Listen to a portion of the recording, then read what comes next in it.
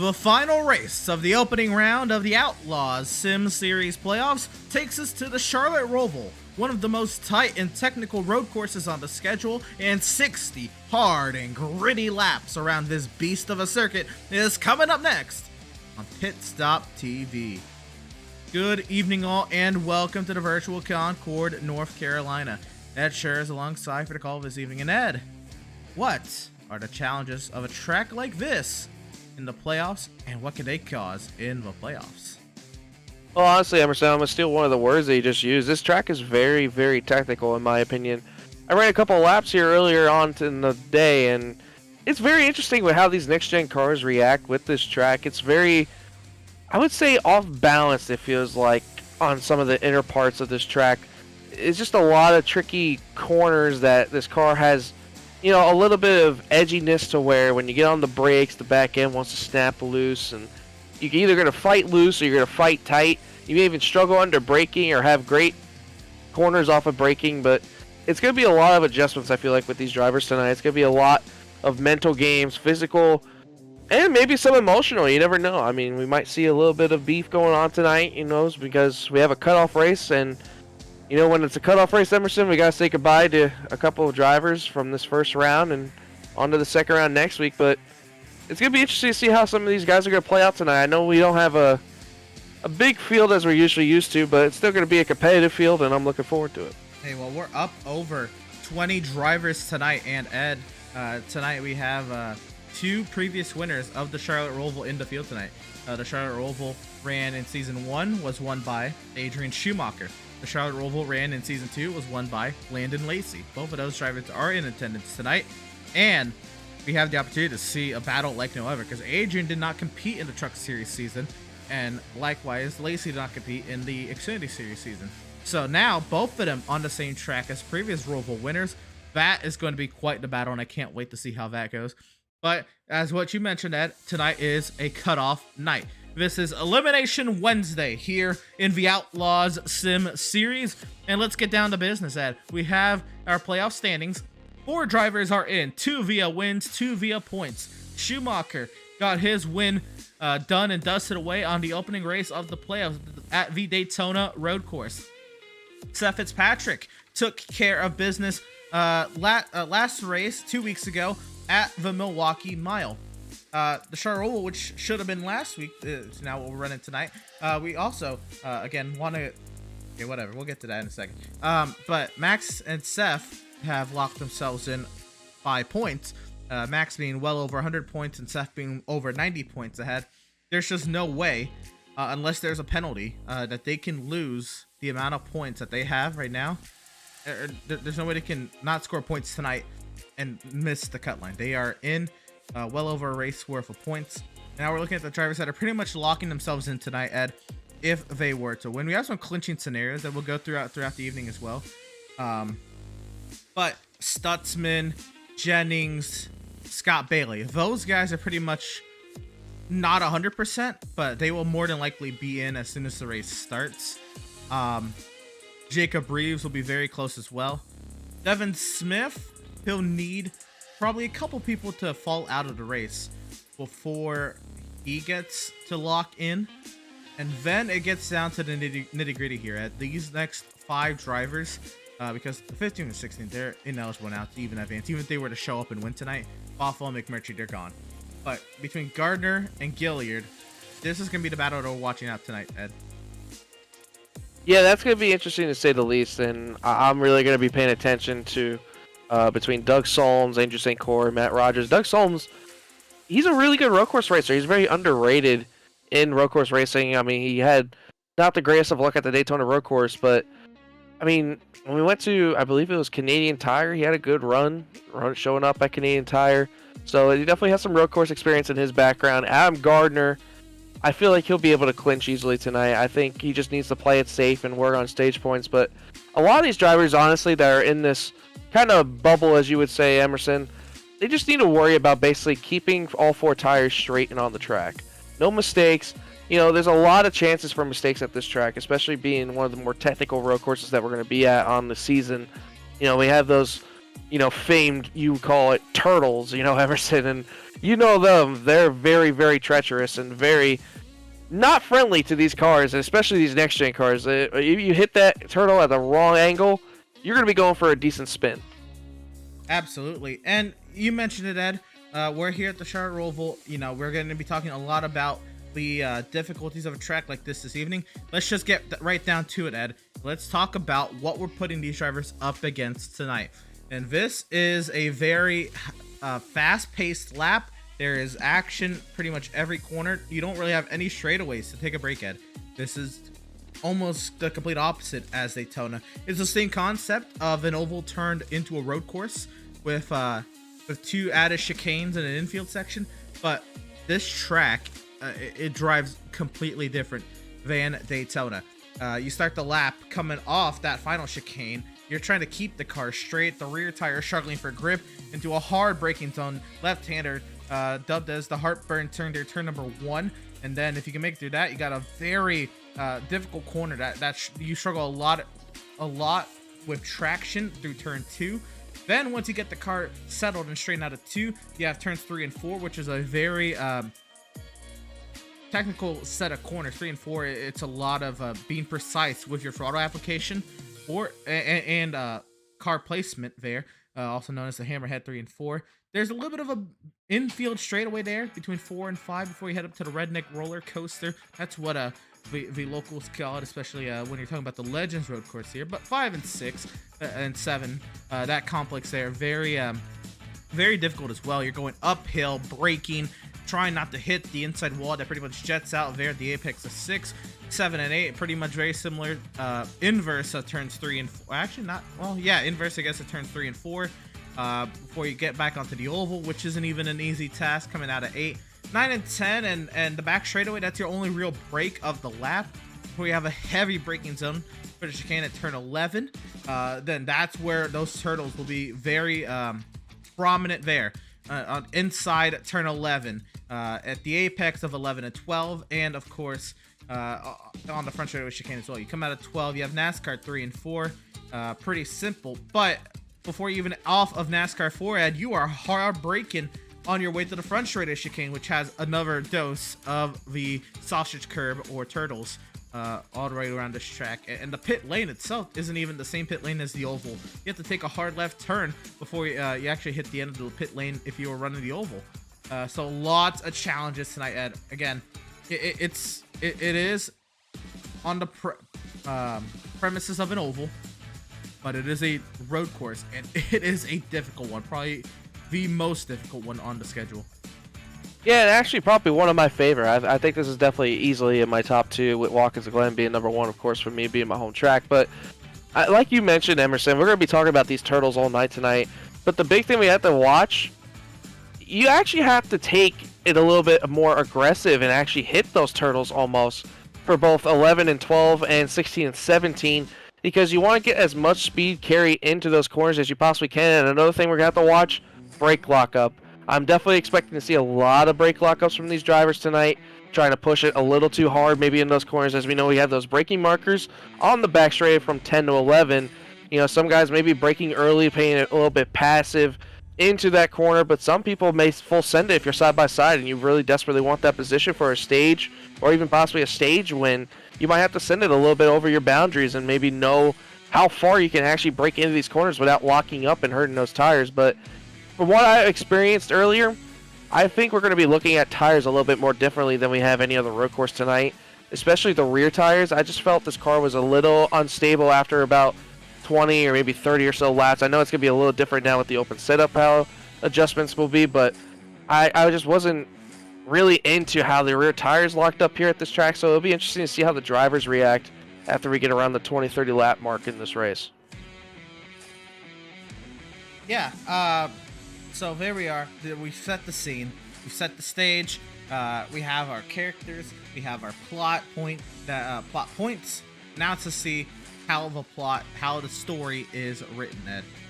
We have set ourselves up for a beautiful show this evening, and well, it's time to get down to it. But before we do that, let's kind of go ahead and look at what's going forward here with the Outlaws Sim Series. We have, of course, the schedule that we've talked about, and of course, this opening round, the pace of it kind of was deterred a little bit, because the opening round we had Daytona Road Course, of course, to start off the playoffs. Then we headed into Milwaukee, and then we were supposed to head straight into the Charlotte Roval. But with two tropical storms hitting North America within the span of 4 days, knocking out power, internet, and just affecting so many people, especially some of the first responders in the league that needed to be focused on, of course, doing their jobs. Adam and the rest of the admins at the Outlaws Sim Series decided it was just in the series' best interest to just push the series back a week. So many people have been affected, especially for an elimination race.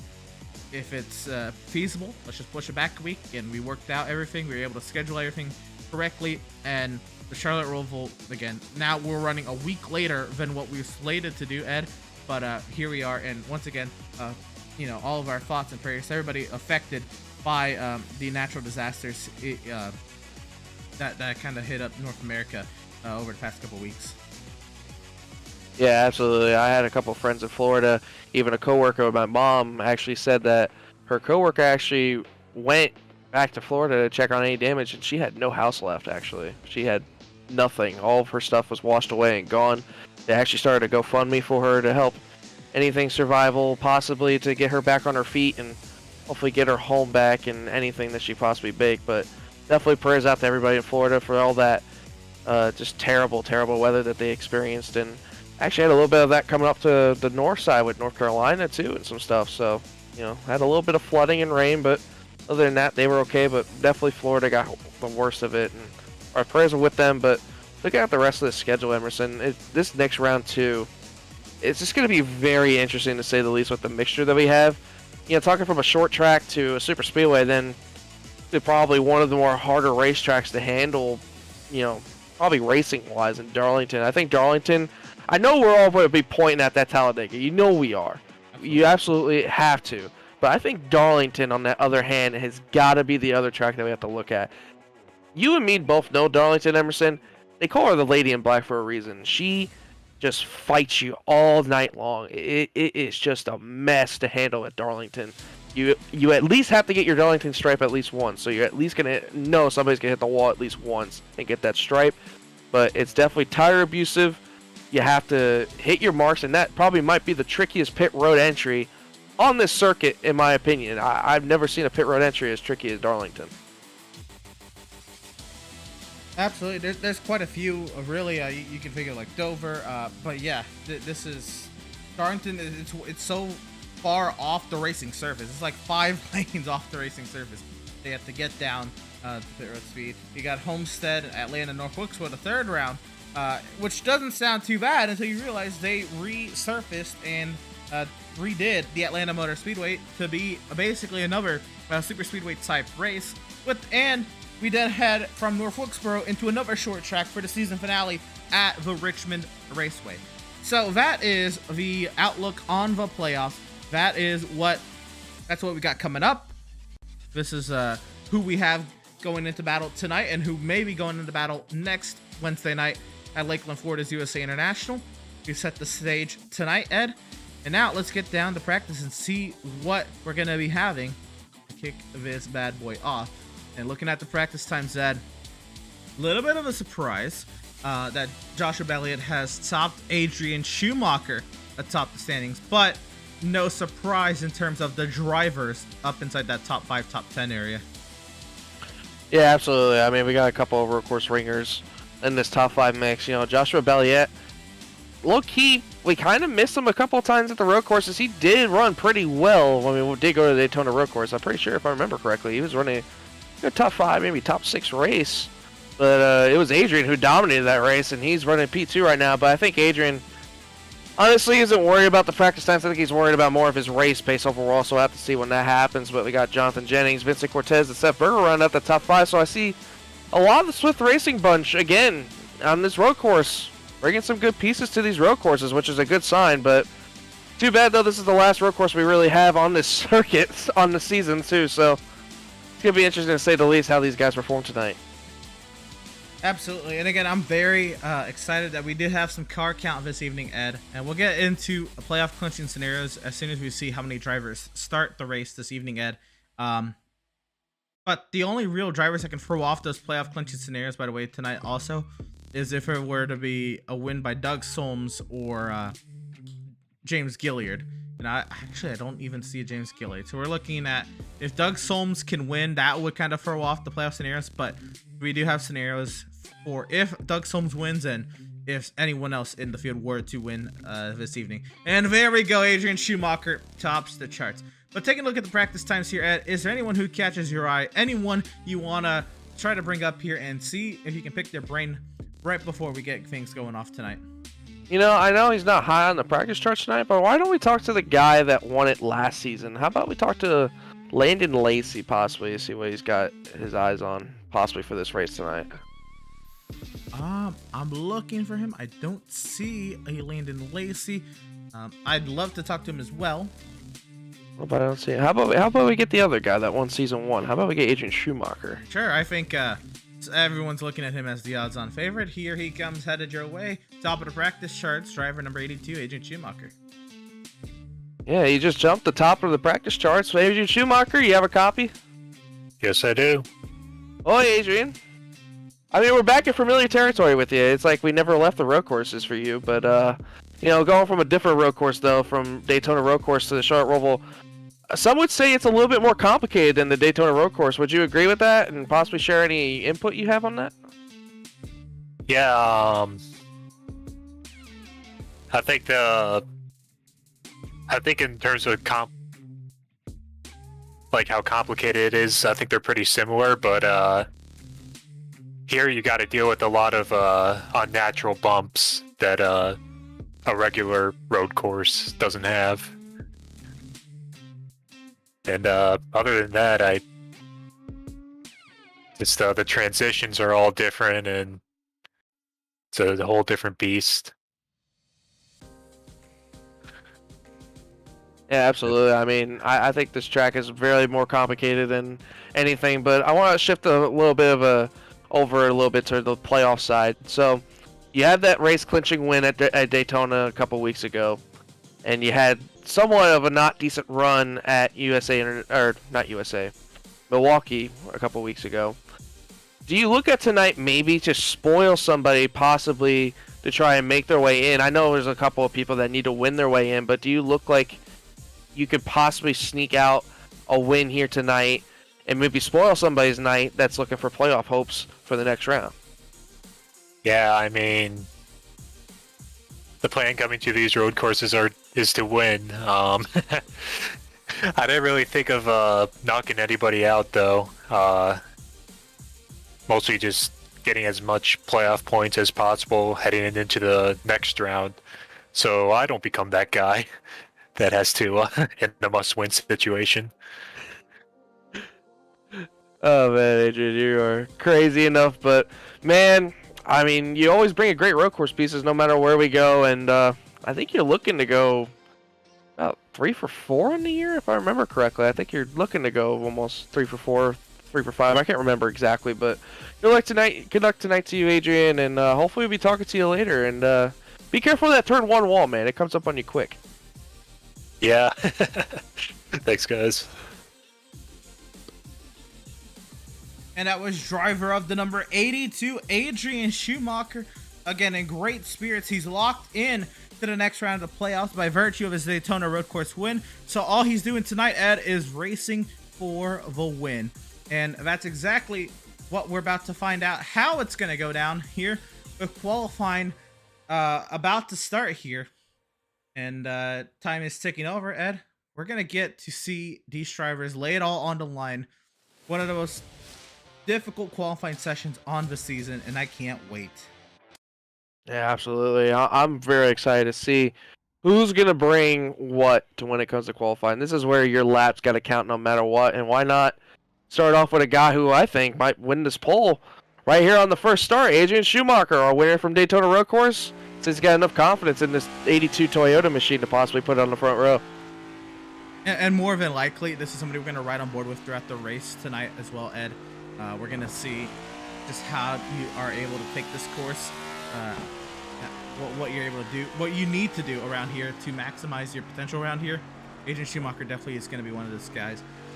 We hear Adrian. I'm not gonna spill his secrets on broadcast, but he does some crazy things throughout the lap to even get this get the times that he does.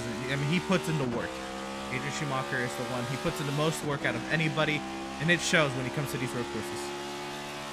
Yeah, why don't we take a ride along with him going down this back straightaway here? I'll show the viewers a little bit of how to experience this Charlotte Roval with this NextGen car coming down this bus stop. You want to be heavy braking, going off in this corner. You want to cheat your way a little bit to that left to where that painted area to try to carry up as much runoff speed as you can. Then, like you said, Emerson, going down in this oval 3 and 4. Could be another high-speed zone coming down into this heavy braking zone. You want to make sure you don't walk up them tires, but down all the way from 5th to 2nd gear, maybe some even from 4th to 2nd. Hit a little bit of those curves, like I mentioned, to start your lap at the start-finish, going down to turns 1. Want to be careful, like I said, that turn 1 wall up there is going to be very treacherous when you come down to that restart zone. So let's go ahead and take a look at other drivers throughout the field here. How about the 2 of Seth Fitzpatrick?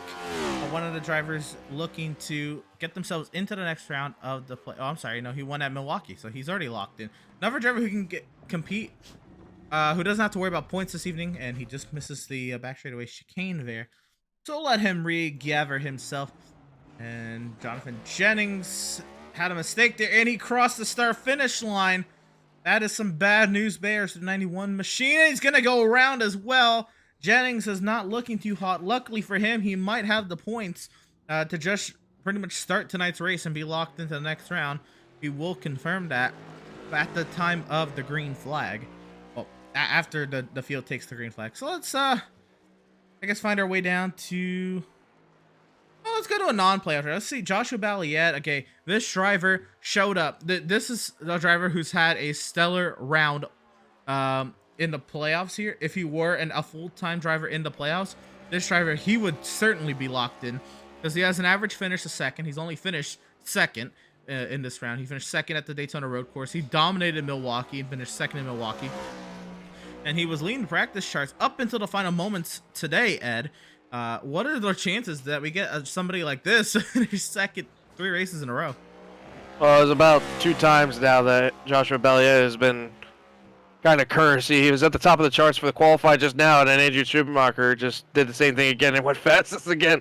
So it could be interesting. I think Joshua Balliet, from what I've seen in practice, he has a good sense of this track. I mean, if you watched him hit over those curves in the first straightaway, he looked like he had all the stability in his 7 Chevrolet. But, I mean, it just looks like he's understanding what he needs out of his car and what he needs to do to be able to hit these corners properly and carry as much speed as he can. As you see him going down the back straightaway here. You see, just hitting the curves. That's what you're going to need to do to be able to run a fast lap here at the Roval, is just be able to take those curves and have a car that's able to manage hitting that. It's just what you need, basically.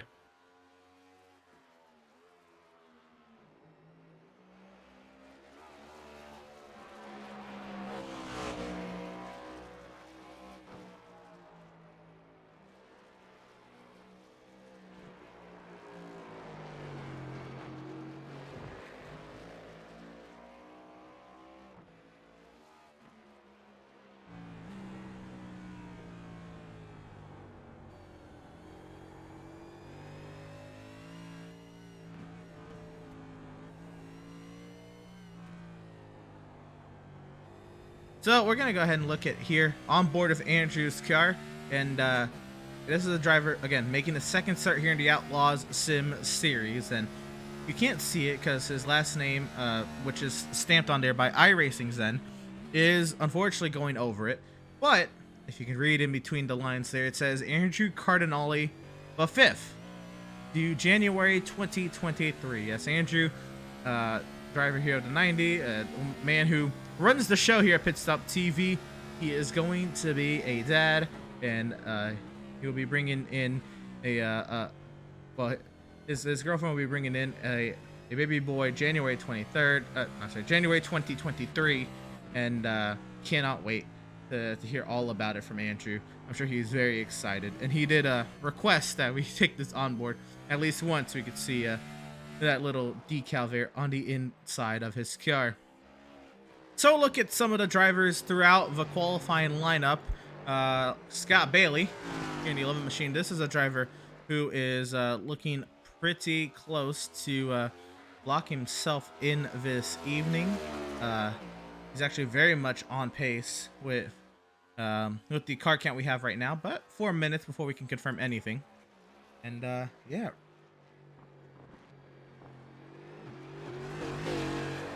Yeah, I'm just very interested to see what other drivers are going to possibly take to the track to get qualifying times, and I'm looking for interesting core possibly to hit the track soon and get a lap in, but maybe it's a little bit of strategy, maybe starting the back, avoid any chaos that might happen going into turn 1, which we definitely would see at some road courses. If you see Scott look like a little bit more of an aggressive entry into the front stretch chicane through there. I was a little interested. It looked like a car looked like it got loose, or if it was on my end that maybe it looked like that, but looks like Scott's going to stop his lap there running at 21.5 and stop it there. But Jeremiah Stutzman now coming through the front straightaway chicane. See what kind of lap he even improves on. He ran a 22.1 before. He does improve to a 21.8. Going to stay in 10th position right now, but not the qualifying for him right now. He's going to see if he can maybe pick it up on this third lap.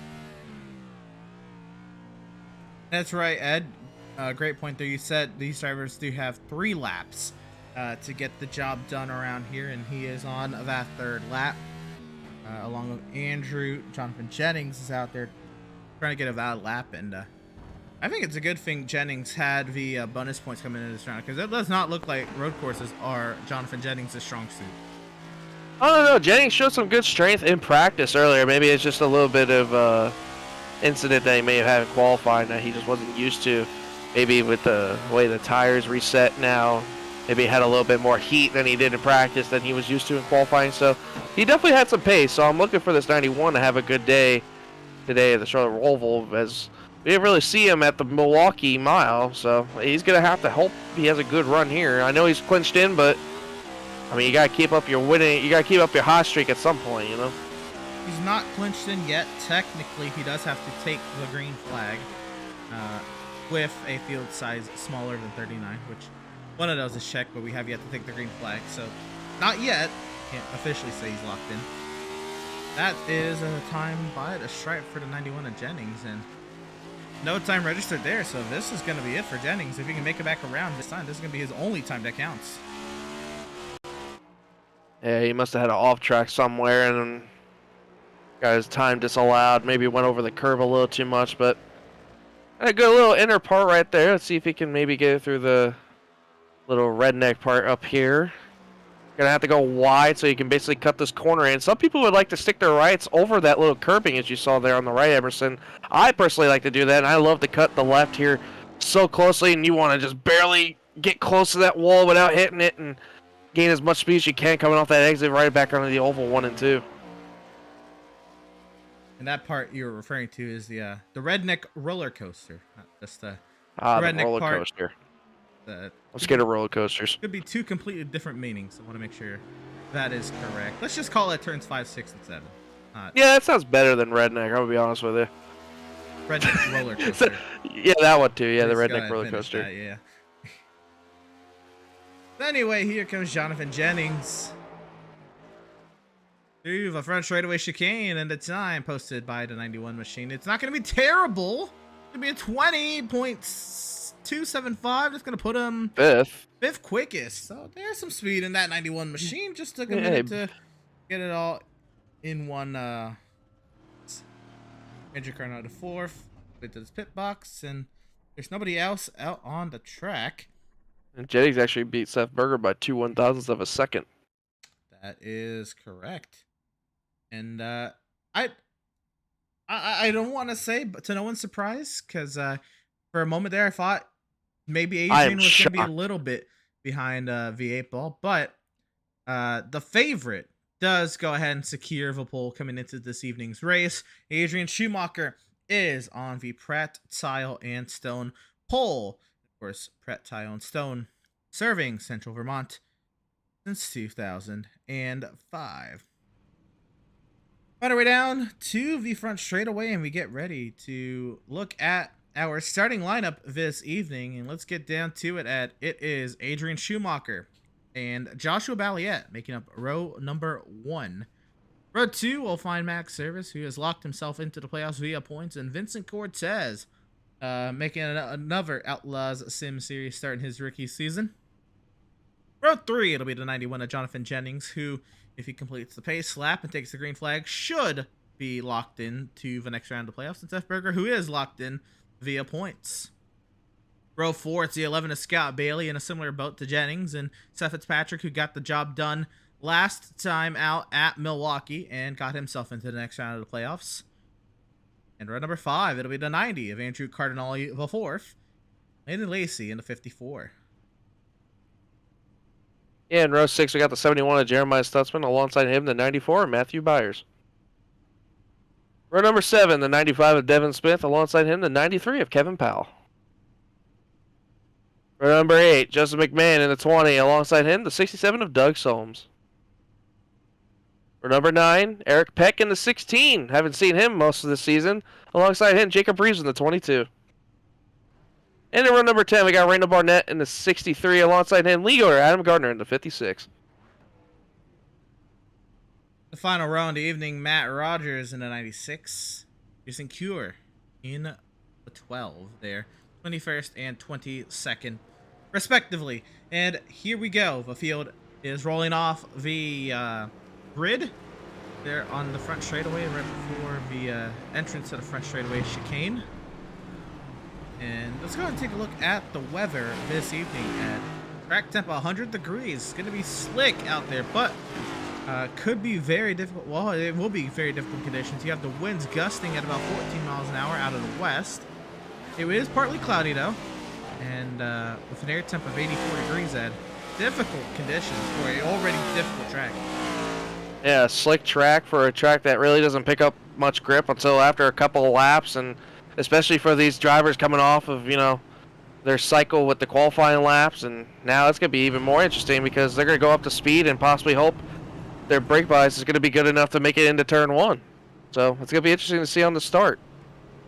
And that's another thing. I imagine it's going to be implemented because it was in season 1, but these drivers will be going through the restart zone like you would on the oval, and we will see these drivers cut through that front straightaway chicane, and they will be entering turn 1 at a higher rate of speed than they ever will outside of other restarts, Ed. So that's also going to be something, is how treacherous, how tricky turn 1 can be. Oh, by the way, Ed, this race had 4 full course cautions in season 1. And if I think I remember correctly off the top of my head, I think it's like another 20, maybe 30 miles an hour difference going into turn 1. Yeah, it's bigger than what most people think. So these guys are going to have to brake a little bit more sooner than you would expect. So it's going to be interesting to see what happens going into turn 1. I'm looking forward to it. And to be honest, Emerson, I'm looking for a lot of these drivers right now to be full max saving fuel possibly. I don't know exactly the numbers for fuel saving, but I think we're probably going to at least see one stop possibly to make it to the end. That's a very, very good point you make there, Ed. It's going to be close on the fuel number, I think, to make it on a one stop. They do have that extra gallon than they had in previous years, so that's another thing to keep in mind. But we'll have to see, and we may get the chance to interview some drivers throughout the race if it does get spread out enough to where we need to find something to do. We'll talk to some of these drivers.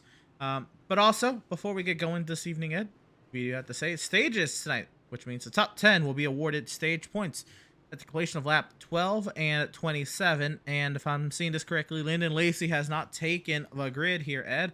Either he's starting from pit lane or he's not running tonight. But either way, what is happening is the iRacing.com safety vehicle is finding its safety down in the pit lane, the field, in the hands of Adrian Schumacher. They will be taking through the full quad oval on this end of the speedway and waiting for the green flag. And we're racing from Charlotte.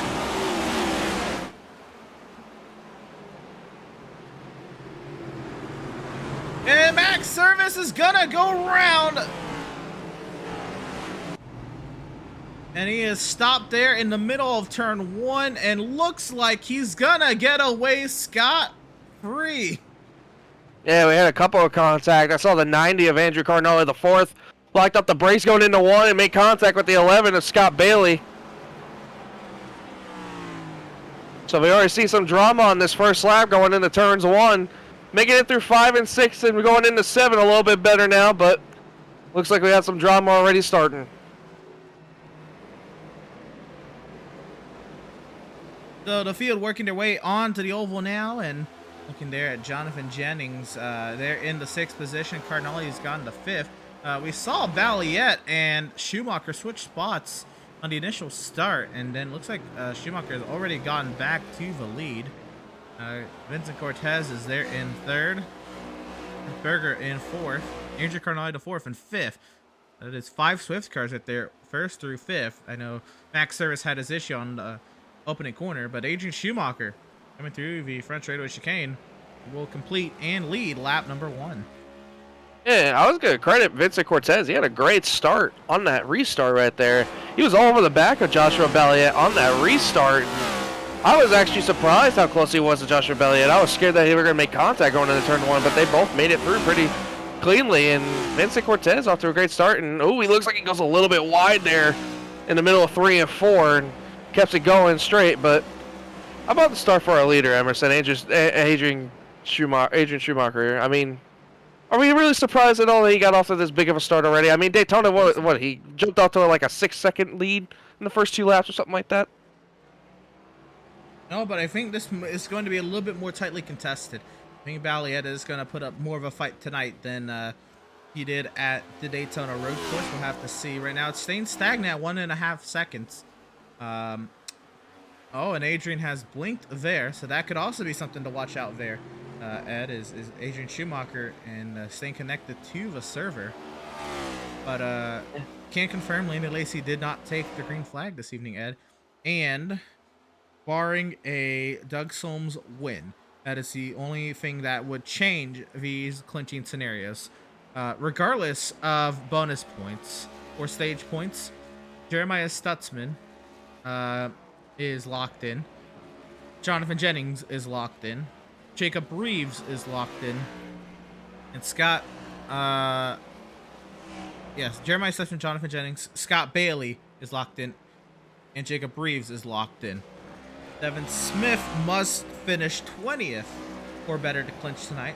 So he is running 10th right now, and there's a 1 driver 1 lap down.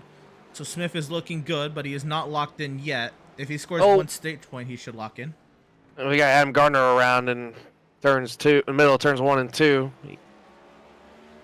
He just got around and goal. But I was gonna also he got around again, Adam Gardner. Now he's on the pit exit, spun around. But I was going to mention Scott Bailey is definitely going to be happy to hear that he clinched because he's on pit road now, I believe, fixing damages from another incident, and he's gone a lap down. So definitely big for him to be able to clinch into that next round, Emerson. Absolutely. Also, Adam Gardner and Matt Rogers, if they finish 13th or better, they clinch themselves into the next round of playoffs. So we'll be looking for them to see if they can finish 13th or better. Now, if they score stage points, that fluctuates a couple positions. And this is also dependent on how well Andrew St. Cyr does in this evening's race. This is, of course, on the preface that Andrew St. Cyr, I'm sorry, not Andrew, Doug Solms does get second and all the max points pretty much. So if anybody in the top 12 coming into today's race wins, or non-playoff driver wins, these are the clinching scenarios that these drivers are working with this evening. So pretty much if Devin Smith finishes 20th or better, Adam Gardner, Matt Rogers finishes 13th or better, they should clinch. And Andrew St. Cyr will need mathematical help to clinch, but he should be very much on his way to being able to do so. And I'm looking through the field around here. I see Jonathan Jennings battling Seth Fitzpatrick going into the backstretch chicane. Oh, and Seth Fitzpatrick's having a really big lockup. Actually, he's going to miss it. He's going to come to a full stop. So I want to talk about what you were looking at here, Ed. I'm going to try to find it. I want to figure out what happened to the 11 of Scott Bailey. I know he had that incident with Andrew Cardinale, the 4th on lap 1. I don't know if anything else might have happened.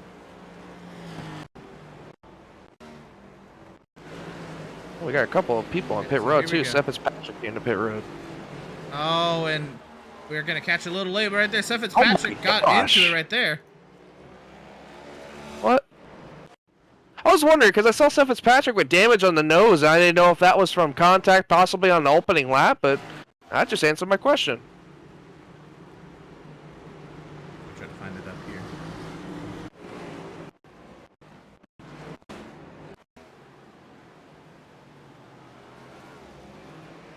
We got it lined up. So here it is, and these are the teammates racing. Here's the replay, of course. Scott Bailey, one of the drivers who, again, locked in just by starting this evening, and Seth Fitzpatrick, who locked in with his win last week. This is them coming through the front row chicane, and something amiss happens here to Scott Bailey, coming through turn 2.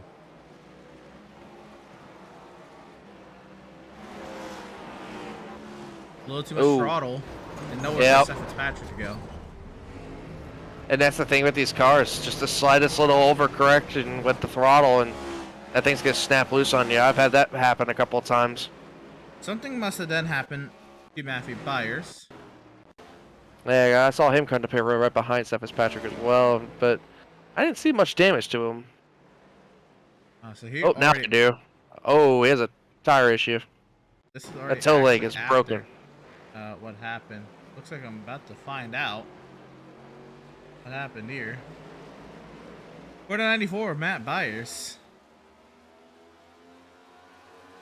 Taking a guess that he meets with a wall, possibly. I imagine he misses the braking point down here or something.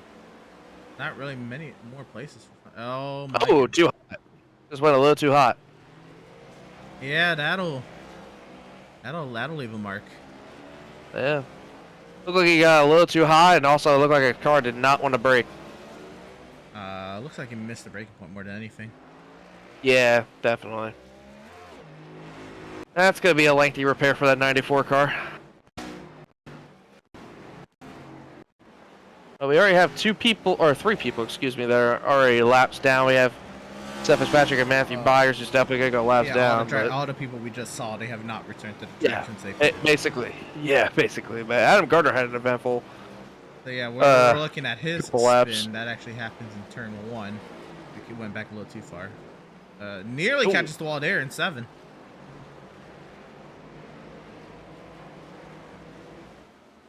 Sheesh. And I talked about it in the pre-race, Sam. I mean, you gotta be careful and just have a clean race. I know it's hard, especially with this track. It's just, you just gotta try to manage your stuff here. And I'm seeing a lot of drivers having a lot of issues so far on this track. There's Matthew Byers. I guess he could have just continued on with his replay. Did not realize that was going to be the case. But Adam Gardner, who was being tailed here by Randall Barnett and Max Service.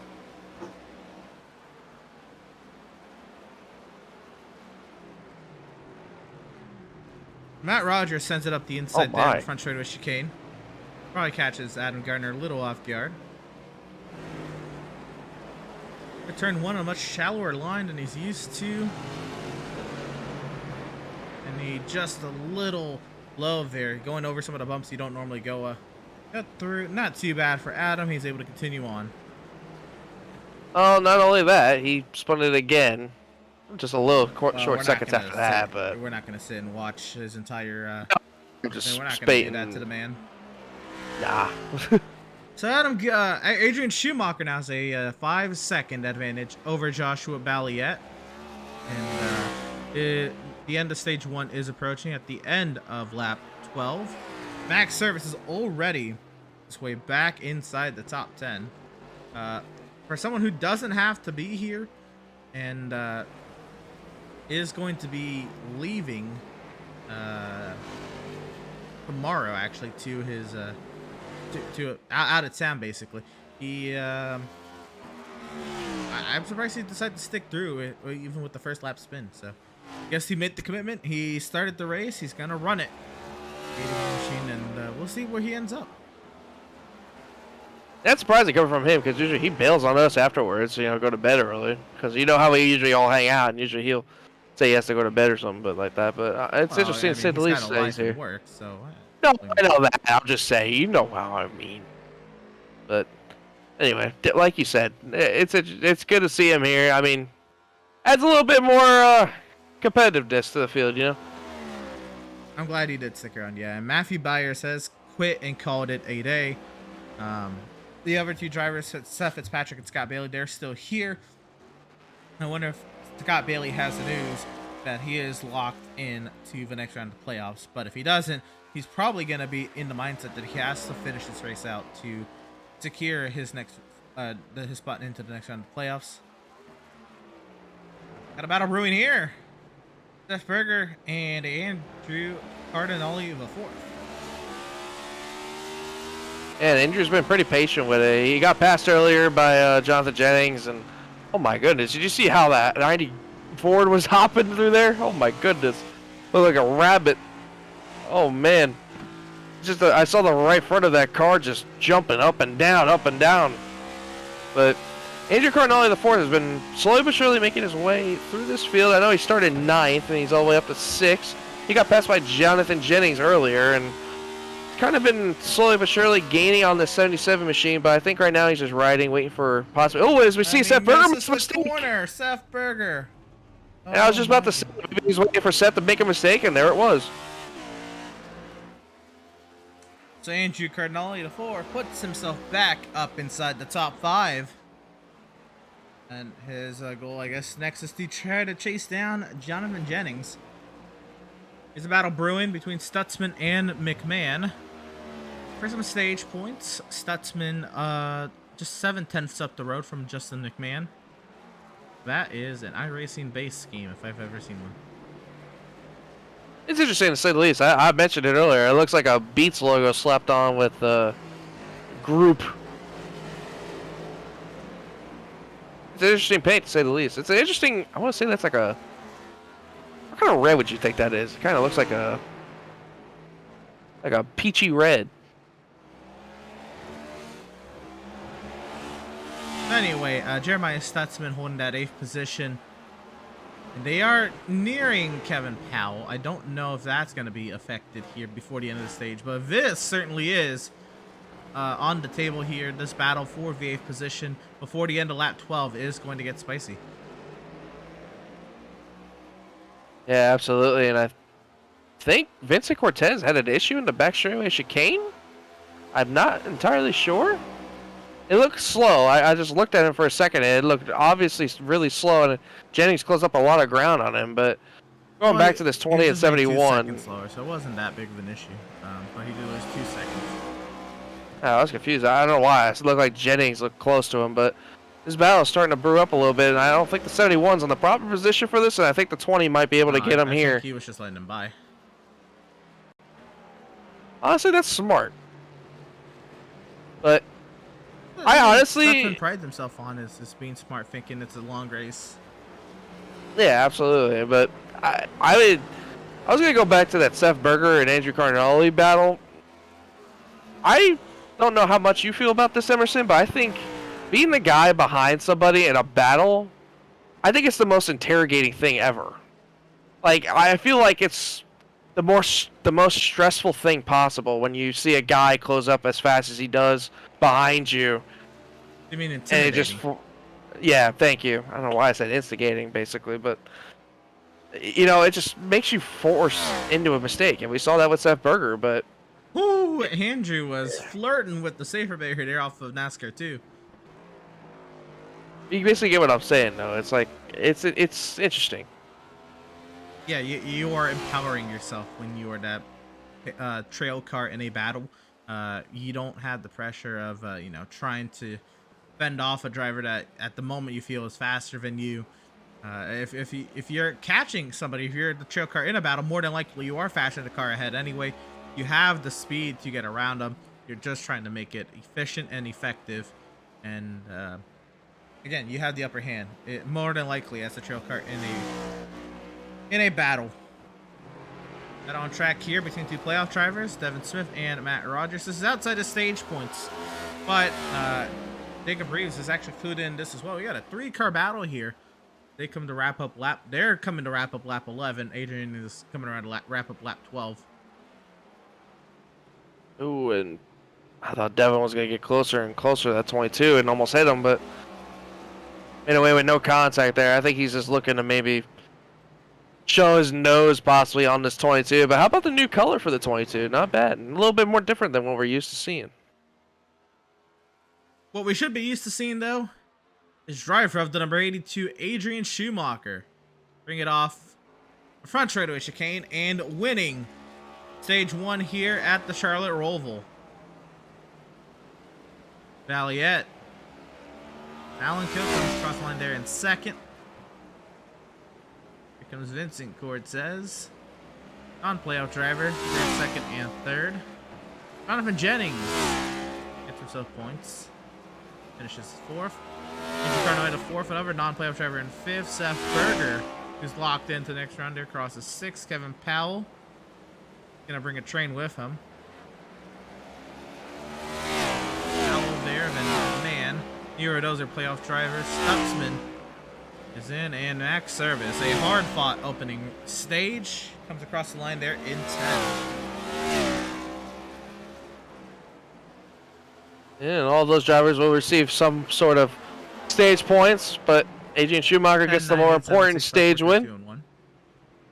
Adrian Schumacher gets the more important stage win. Ooh, a little contact between the 96 and 95 it looked like there, but now the 95 is going to peek in the inside of the 22.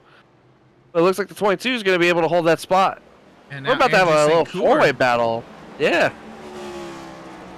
This is some great stuff going on back here for the 12th position. I want to take a look at this from up above. This good. Yeah, it looks like the 95 has really good exit speed, and the 22 just has better exit. That's the same thing. Exit speed is exit. I thought I said entry. Jesus, my words are terrible right now. Oh, Matt Rogers was on a crash course for that outside wall. He'll keep it off. But I can see that. Devin Smith is a little bit better under braking and corner entry. Corner exit definitely looks to be in the favor of the 22. A bit of a lock there for Reeves, but again. Yeah, I was to say the 22 looks like it was more the defensive line going to that back straightaway chicane. Looked like he was trying to hold off that bottom a little bit more than the normal line. Let's see what he does here going to the front straightaway chicane. See, like he peeks it over to the right just a little bit more defensive it looks like. And this is something else. He's going really defensive for this position, and Devin Smith is not close enough to make a move. He is just altering his line, either in anticipation of a dive bomb or a move made by Devin, or I don't know, but it's not efficient what Jacob Reeves is doing right now. This is inefficient defensive maneuvers on a road course. Plus, Devin's got to think about it a little bit more smart, too. If any little mistake or bobble up that he makes, that 96 is going to take advantage of it right behind him. And Jacob Reeves now missing turn 6. A little too much speed to the center corner. Devin Smith trying. Oh, my goodness. Oh, Rogers hit the wall bad behind him. He pounded the wall with the right side on the inner part right there. And I think he's got something wrong. He hit that wall a ton in 7 and 8. He tried to get back to the gas a little bit more sooner than that 95 and just misjudged it just by the tiniest bit and slammed that wall. And he just let Andrew St. Cora go by. Looks like it's okay. Oh, there's definitely damage there. He's not shifting. Yeah, I'm being told. And he just came over the radio and said he broke something. Oh, Devin Smith. Oh, Devin Smith is going to... Oh, man, he saved it. Holy cow. He hit the tunnel. It looked like he was going to go straight through the chicane, and he saved it somehow. Oh, my goodness. Despite what it sounded like, I'm rest assured I don't believe Ed drowned there for a second. I'm drowning? You did when Devin was making his mistake.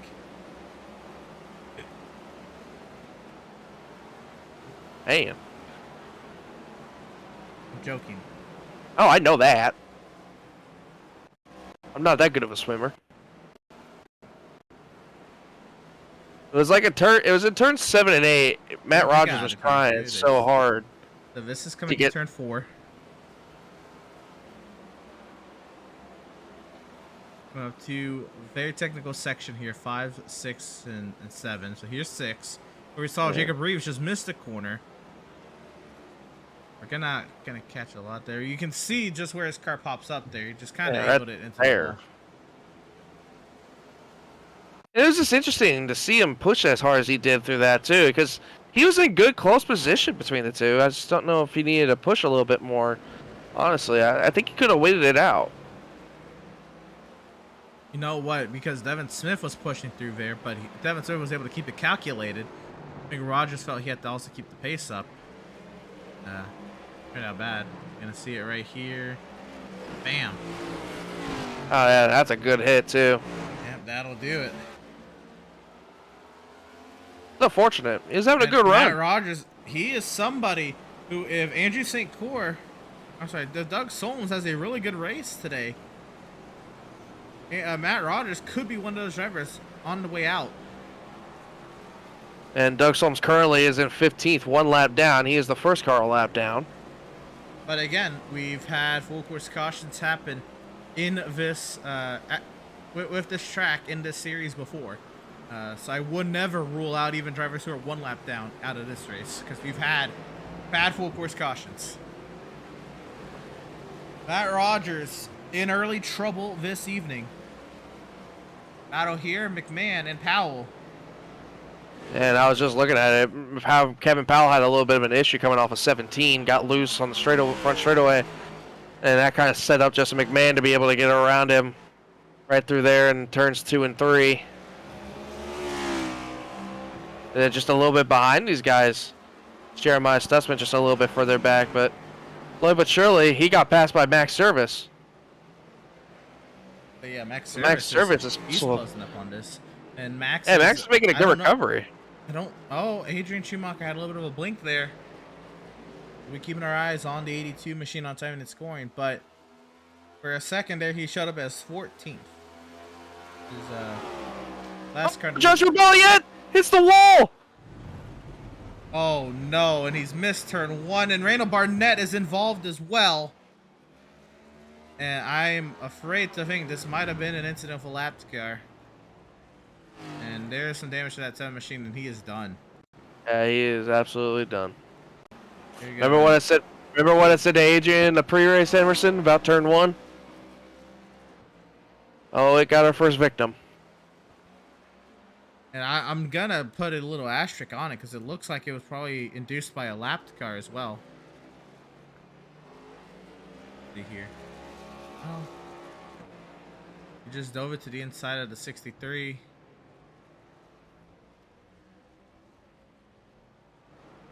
Just misjudged it. Dove it a little too deep, trying to pass the lapped car there.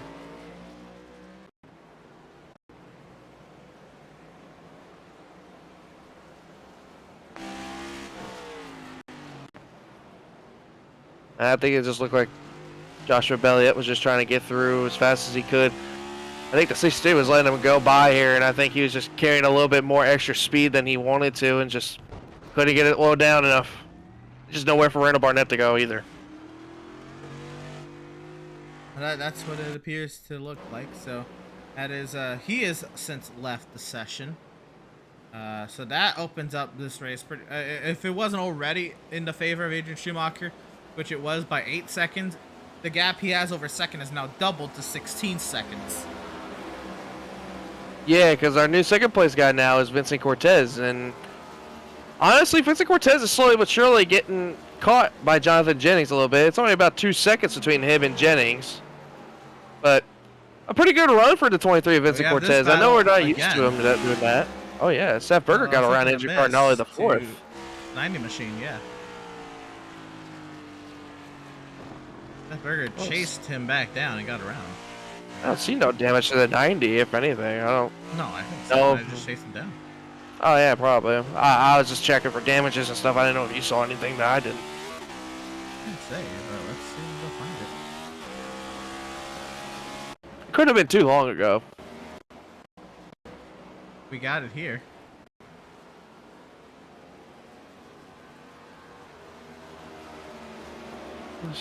Back straightaway chicane, maybe the front straightaway. Yeah, Stefan. Oh, look like Andrew just washed up the track. Maybe going for a wider entry. Oh no, he just gave it to I him. think it's just let him by. Interesting. Well, there you go. Maybe there's some communication there in the same Discord. Yeah, I was gonna say they're both teammates, so maybe it might be a little bit of team game there.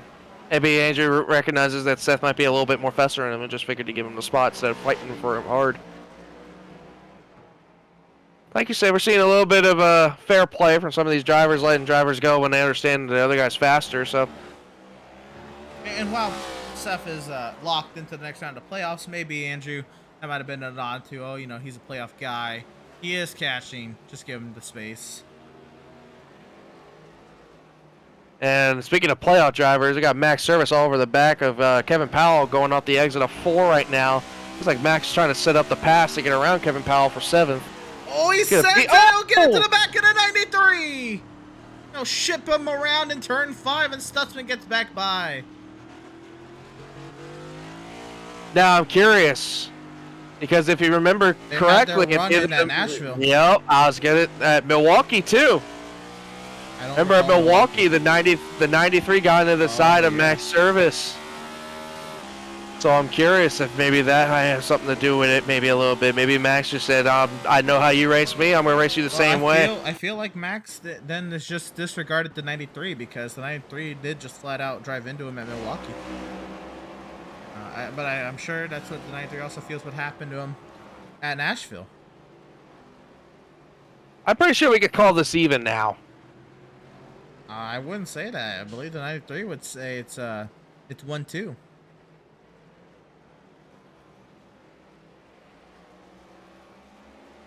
This could be something that lingers.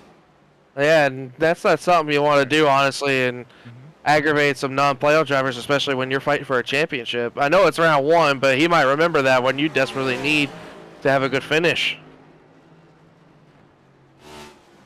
So we might have to remember that for a little while, Emerson. We might have to jot that down. I'm going to write that down on a sticky note. Hold on a second.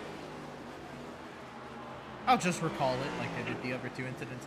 But anyway, Max Service will continue on. Justin McMahon has now got himself to 6th place. McMahon is a good 15 seconds back of Andrew Cardinale of 4th. This is the battle on track that was already settled. Max getting through, getting past Stutzman.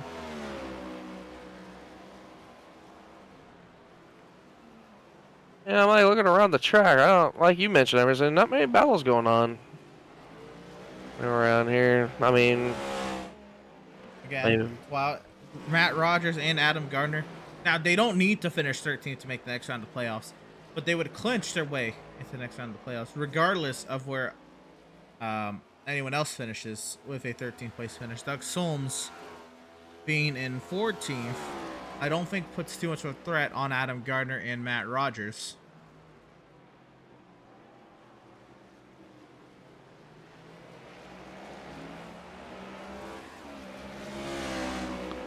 and I'm curious. Andrew St. Cora in 11th. He's 20 points above the cut line. He looks to be fine. Okay. Yeah. He's ahead of Doug Solms, so if he's already ahead of him in points, then he's ahead. And excuse me again. You said Devin Smith will have to finish 13th, correct or no? 20th or higher. It's already. Oh, 20th. He's better. Okay.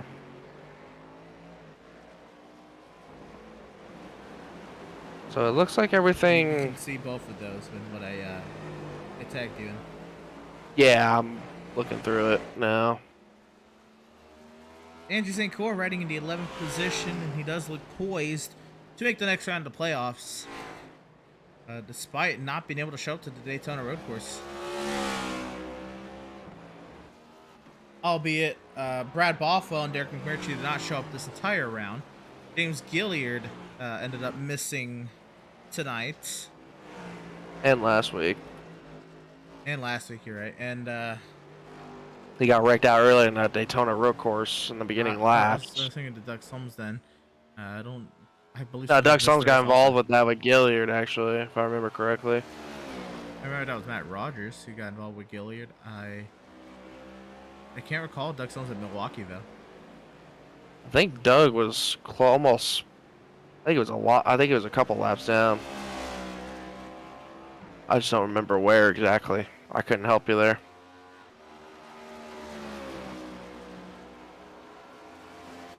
So looking around here, I wanna grab a word. Well, no, can't grab a word with this driver. Are not accepting words right now. We're gonna bring on up driver of the 77. It's been about time that we've been able to talk to him in one of these races. Let's bring on up driver of the number 77, Seth Berger. Seth, had a little bit of a moment there where you had missed the bus stop battling Andrew. I guess you caught back up to Andrew and Andrew let you by. What kind of went on there? Really just went right past the 5 marker and realized I didn't hit the brakes. It's just a dumb mistake, but I'm pretty happy with the pace right now.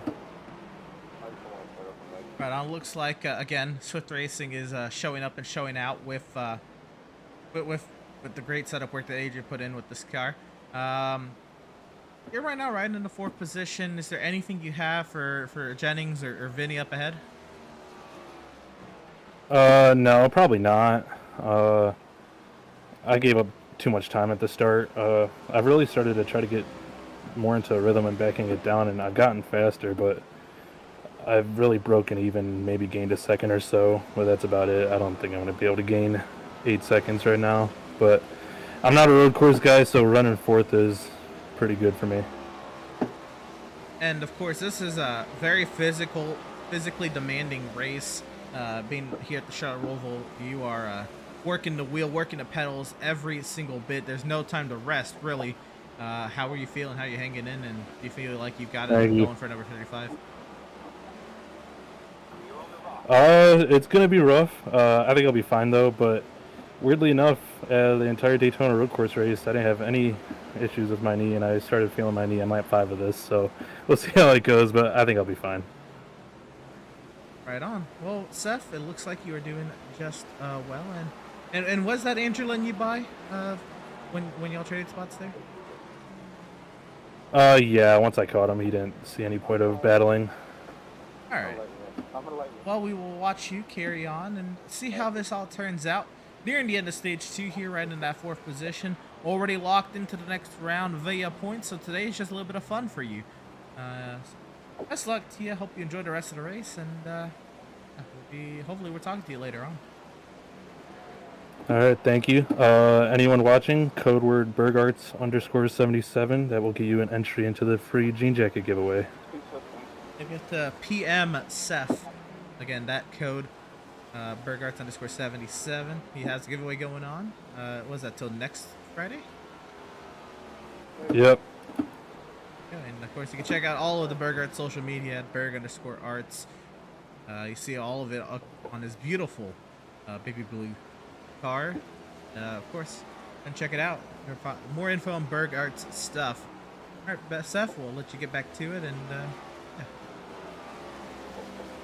All right. driver number 77, Seth Berger, and so that just kind of confirmed our suspicions there between him and Andrew battling it out. I think you know, it would have been fun to watch the battle, right? But I think what Seth said is you know, there's really no point in duking it out right there. Just let everybody continue on with their race and see what happens later on. Yeah, absolutely, and you know, Seth's doing a fabulous job. I know he says he's not big into road courses, but for somebody that's not big into road courses running top 5, that's got to be pretty good, I would say the least. Not doing too shabby. So, looking out. Ooh, Max is getting a little closer to the wall. Max is trying to close this gap to Justin McMahon. I don't think he's going to get there before the end of the stage, but he is certainly trying. Yeah, and I do want to bring up something real quick too, Emerson. You know, I'm watching these times and I'm watching mainly our leader, Adrian Schumacher's times, and I know how I mentioned pre-race that, you know, I'm expecting to see a little bit of some tire fall off maybe around like lap 20 to lap 30. We're about 27 coming to 28 laps in, and look at Adrian Schumacher's times. He ran a 19.6 in qualifying.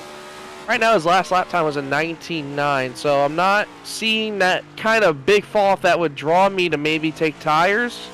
Unless you're handling, maybe you want to, but I honestly, I would expect these drivers to maybe just, like we saw at Daytona Road Course, just take fuel only on their one pit stop. I completely forgot to even ask Seth about strategy. That would have been great to find out. But I think we're at the point now, Ed. Everybody's trying to make it to that lap 30 mark. I don't see anybody pitting unless they have damage at this point until they make it to the halfway point. Or they would have already tried some other strategies if they're that close on fuel. But what I do know is Adrian Schumacher is somewhere. Is that him? He is in turns he's already 3 and 4 won now. stage 1. Okay, so Vincent Cortez is coming around to finish second. Stage 2, in the you mean? Stage. Yep. Well, he did win stage 1 too, but yeah, stage 2. So I wasn't wrong. Just wasn't what I'm talking about. You're right. Cortez, Jennings, Seth Berger is coming soon. He's finishing 4th. Andrew. Wait, Andrew Cardinale, the 4th, actually came to pit road. Coming to pit road. Maybe a little bit of a short pit to strategize his way maybe in front of Seth. Actually, does Andrew have damage to his right front? Yeah, he does have damage. He has damage. He will finish 5th in the stage.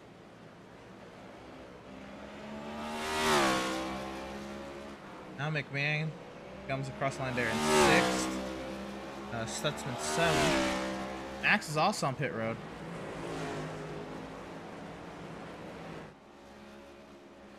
Maybe my strategy is being pulled out into play here. I'm just curious. I saw Andrew did get tires, and I think now he's getting damage repairs too. Now, Max, I'm curious if this is actually scheduled or if this is maybe damage, but I don't see any damage on Max's car. So Yeah, it looks like just it's fuel just only a for fuel only Max. Stop. Max, but I think the time he stopped in the box, he could have made a tire stop with that time, 13.7. Yeah, I agree with that.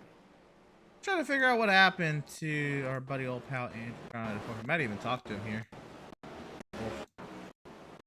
Find a replay.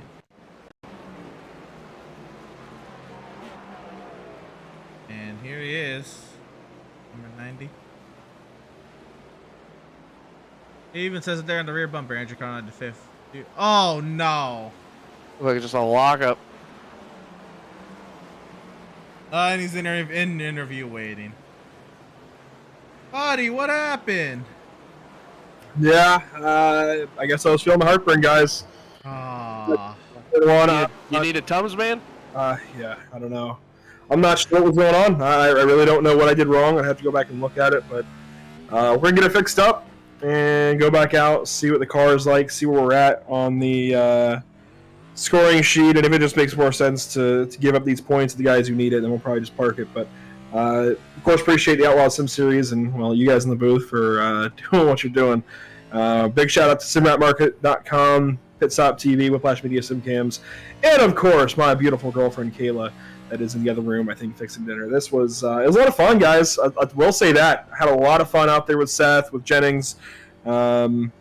Just, I don't know what happened. I really don't know what I did this time. At least at Laguna Seca, I made the mistake. I knew what happened. And sure, I made the mistake here, but I really don't know what happened.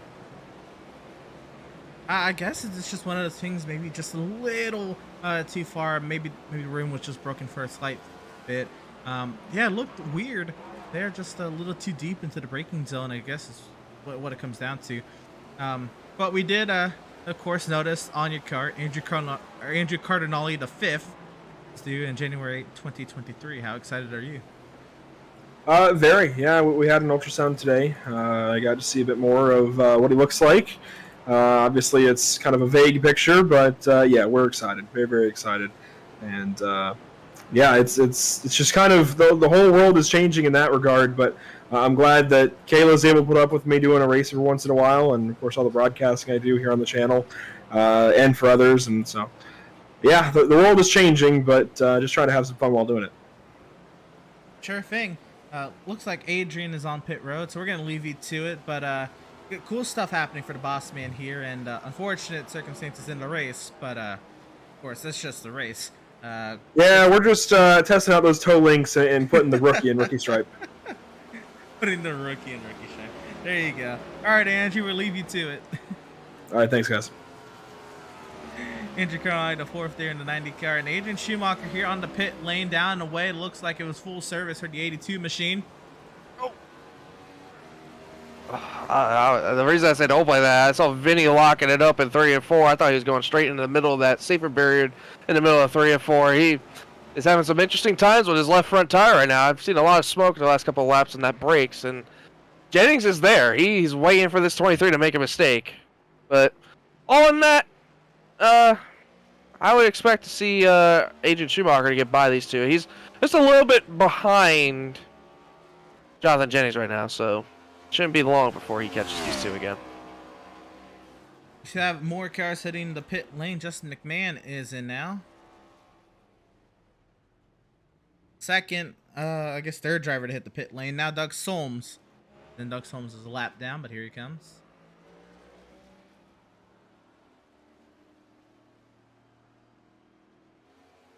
You know, Vincent Cortez coming around. He want to make sure he'll get his lap led.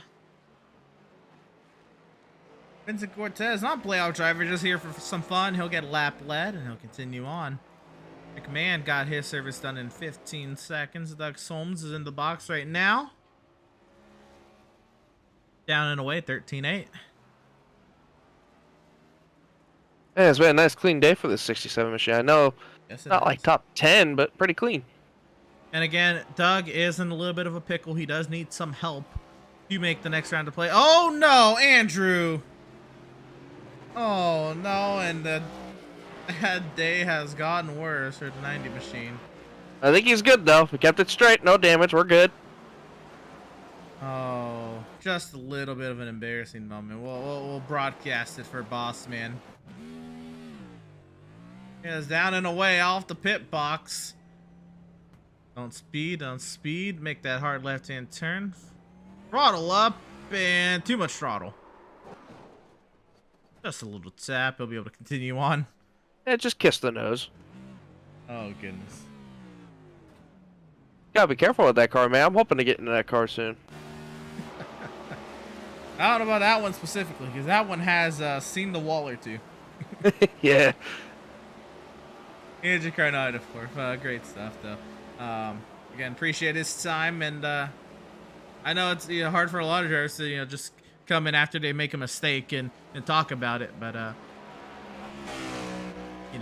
he's very much able to. He laughs it off. This is just for fun for him. And of course, he's got big things coming for him in his personal life, and a good positive spin on things. Yeah, absolutely. It's always fantastic to see Andrew doing these races. I mean, I know he doesn't have all the spare time in the world, but anytime we get to see him out here on the racetrack, it's always a pleasure to watch him do his thing and have some fun with it. Andrew St. Coeur found his way down the pit lane.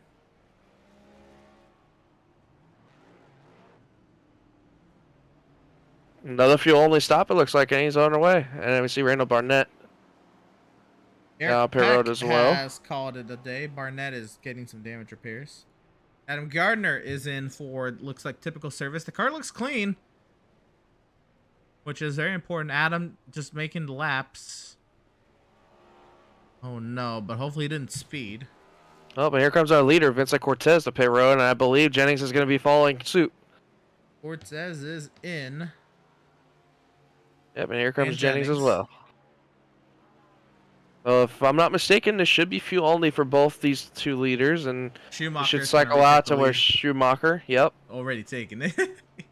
Yeah. Oh, yeah. I forgot he's that close. Yeah. Oh, and Seth man. Berger's on pit road as well. I mean, this is the end of the field tanks for these guys. So I'm pretty sure. Correct me if I'm wrong. I think the only two that haven't pit yet are Jeremiah Stutzman and Kevin Powell. Correct? Devin Smith and Jacob Reeves as well. Gotcha.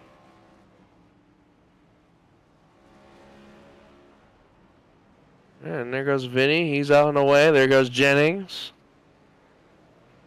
Jennings at a 13-2. Oh, that was close with the tires. 13-2. Those tires, man, that might be the sharpest turn on a pit exit. It's a tough one, man. Oh, boy. Kevin Powell's now heading down the pit lane.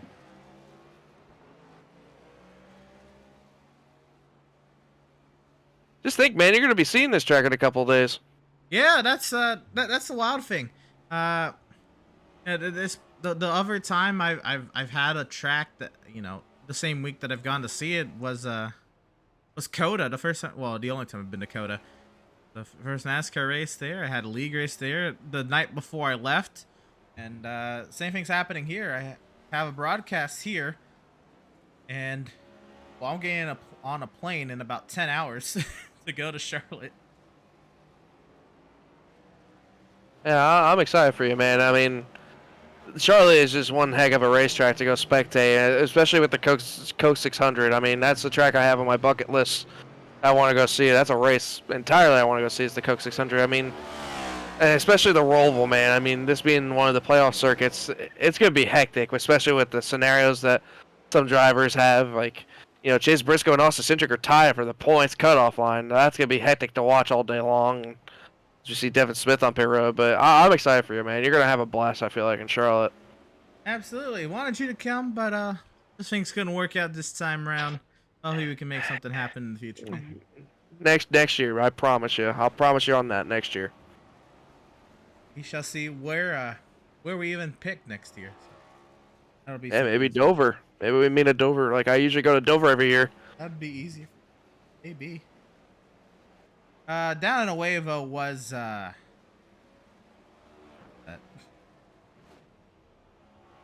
Smith at a 15.4. Stutzman. There's Stutzman at a 15.7. Jacob Reeves is the last one to pits.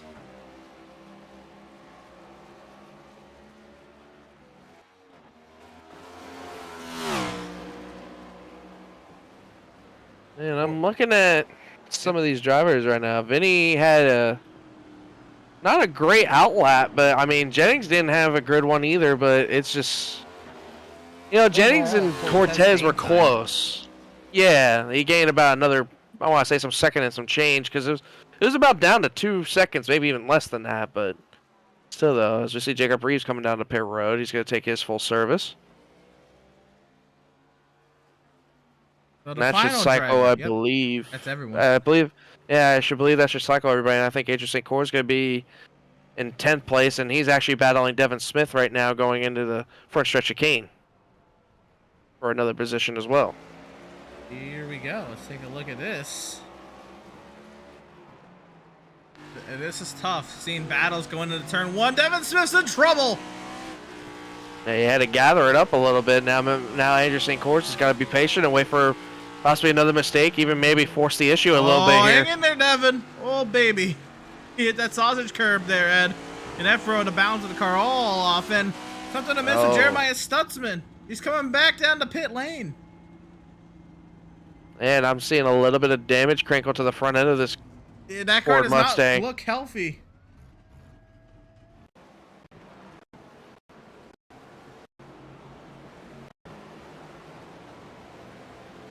Can't see where any damage is put. Alright, looks fine there. Yeah, I'm going back through. I don't really see much.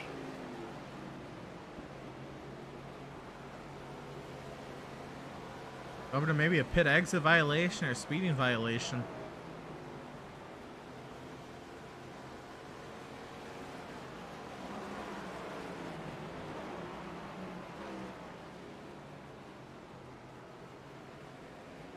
Yeah, I don't see nothing to miss.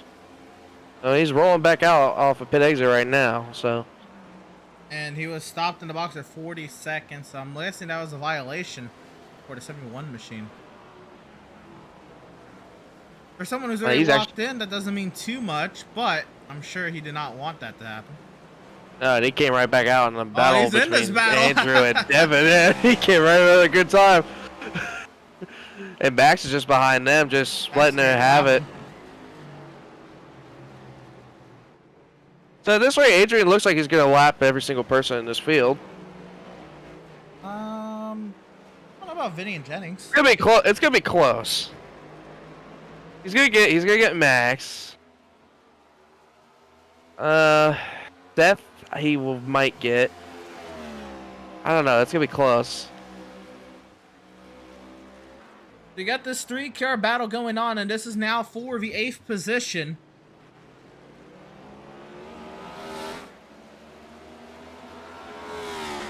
We do have to get to a break at side by side at some time, but this battle is going on. We do want to keep our eyes on it, at least for the time that it's still active.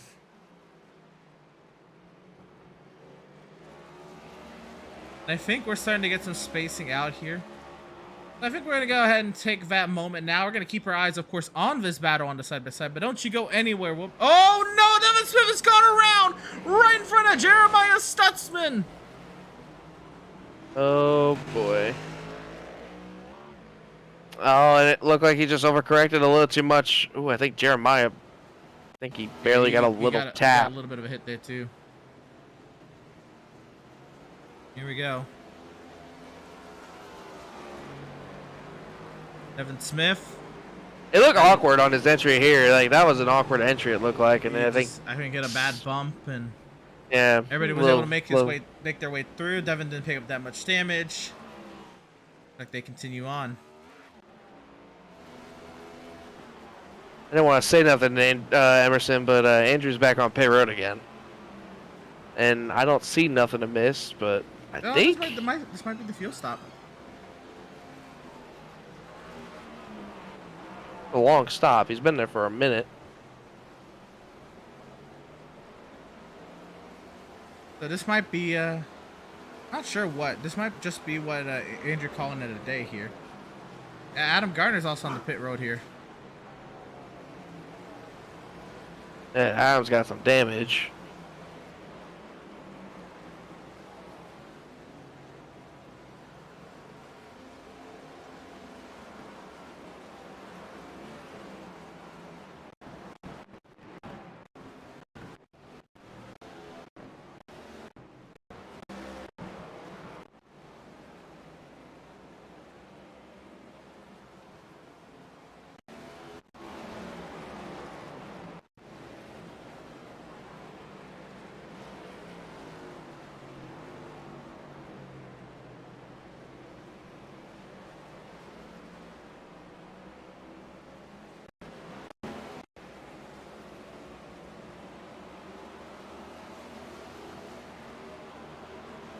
So here's Adam. Bam. Oh, hit. Looks like a Matt Rogers incident. And doesn't make it any Oh, no, better no, there. again. Oh, no. Massive. Yeah, that's going to be a lengthy fix. And Andrew Cardinale IV has called it there. We're going to see here, Andrew, if he comes in.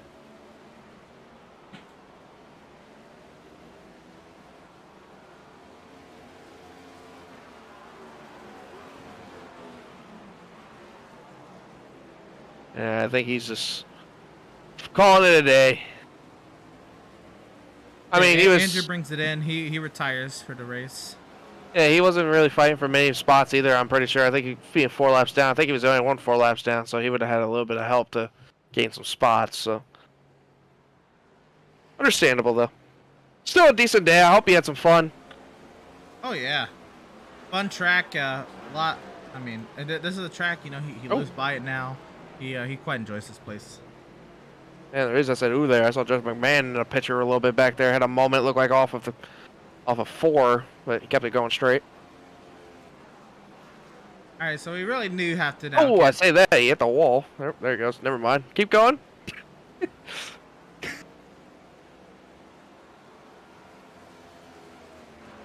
we're good? Yeah, I think we're good.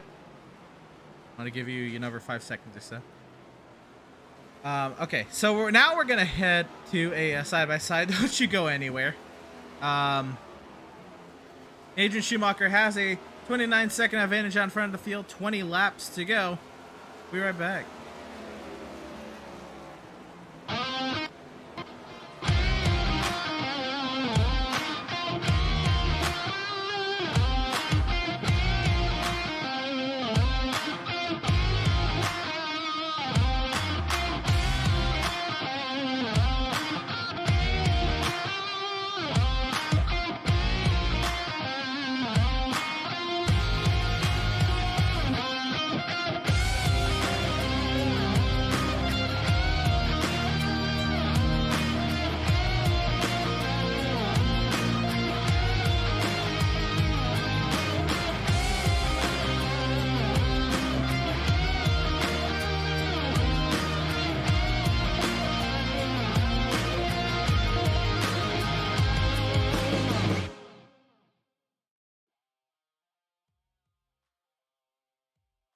After months of quarantine, we're all interested in how we can become our best self. The team at Permanent Makeup and Cryo is here to help you get the flawless makeup look every day without the extra effort or time. When it comes to your appearance, you deserve the best care that money can buy.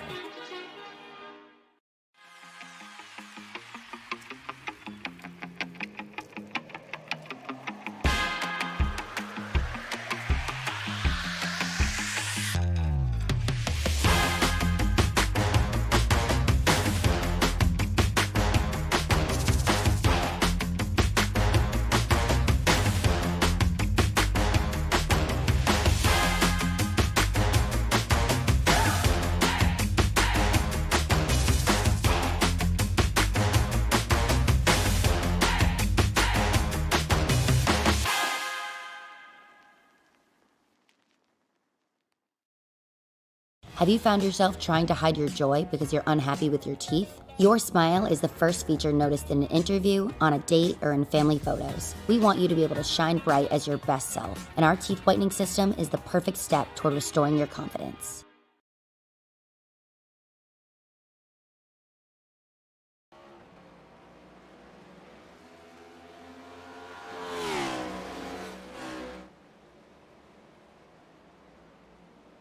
Welcome, race fans, back to the virtual Charlotte Motor Speedway Road Course. We're here for the third race of the Outlaws Sim Series playoffs. It's Elimination Wednesday for the Outlaws Sim Series. At the end of tonight's 60-lap event, we're going to know 4 drivers who will no longer be competing for the championship this season. What we do know for sure, Adrian Schumacher, of course, with the Daytona Road Course win. Seth Fitzpatrick with the Milwaukee win. Max Sayre, Seth Berger on points coming into today's race. They will be continuing on to the next round. We can also safely say Jeremiah Stutzman, Jonathan Jennings, Scott Bailey, Jacob Reeves, and now Devin Smith will be competing in the next round of playoffs.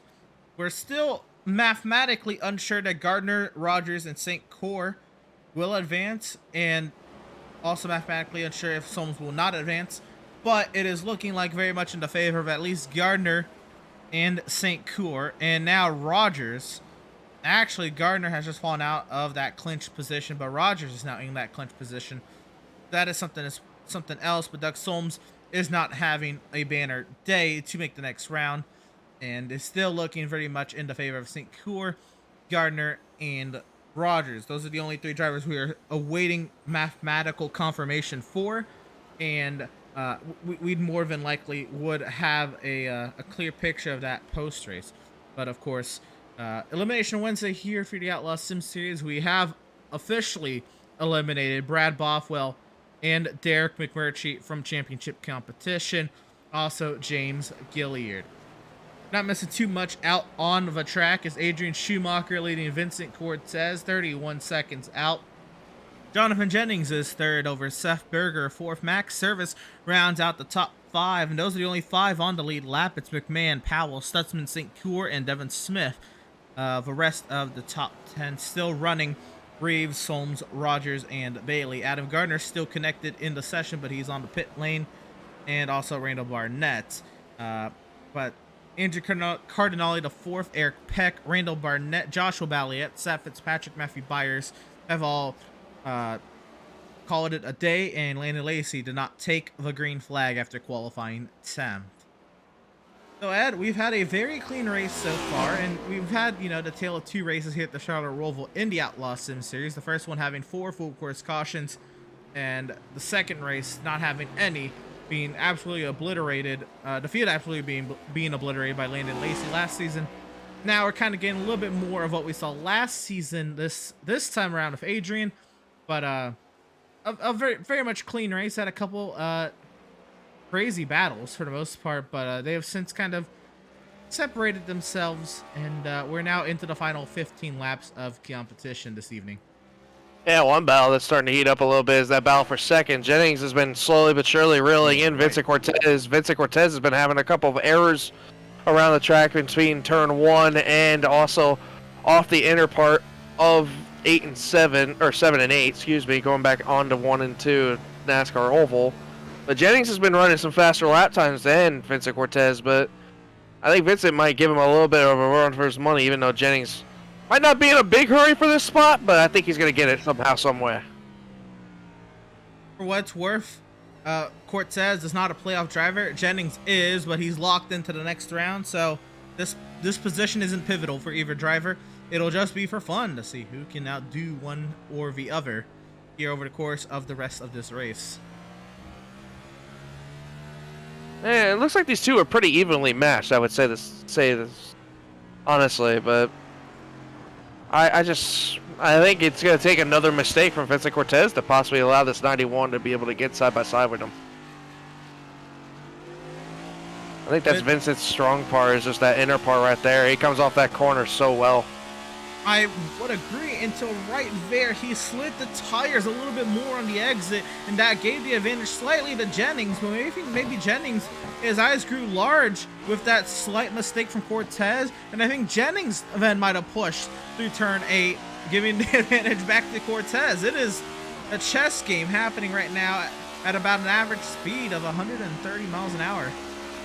Yeah, I remember the last time we saw a battle like this between Andrew Carnelli IV and Seth Berger. Seth misjudged that back straightaway entry and missed the corner and had to have a stop and go, to where Andrew Carnelli IV was able to get that spot. Maybe it might be in the same shoes here where Vincent Cortez might make a mistake.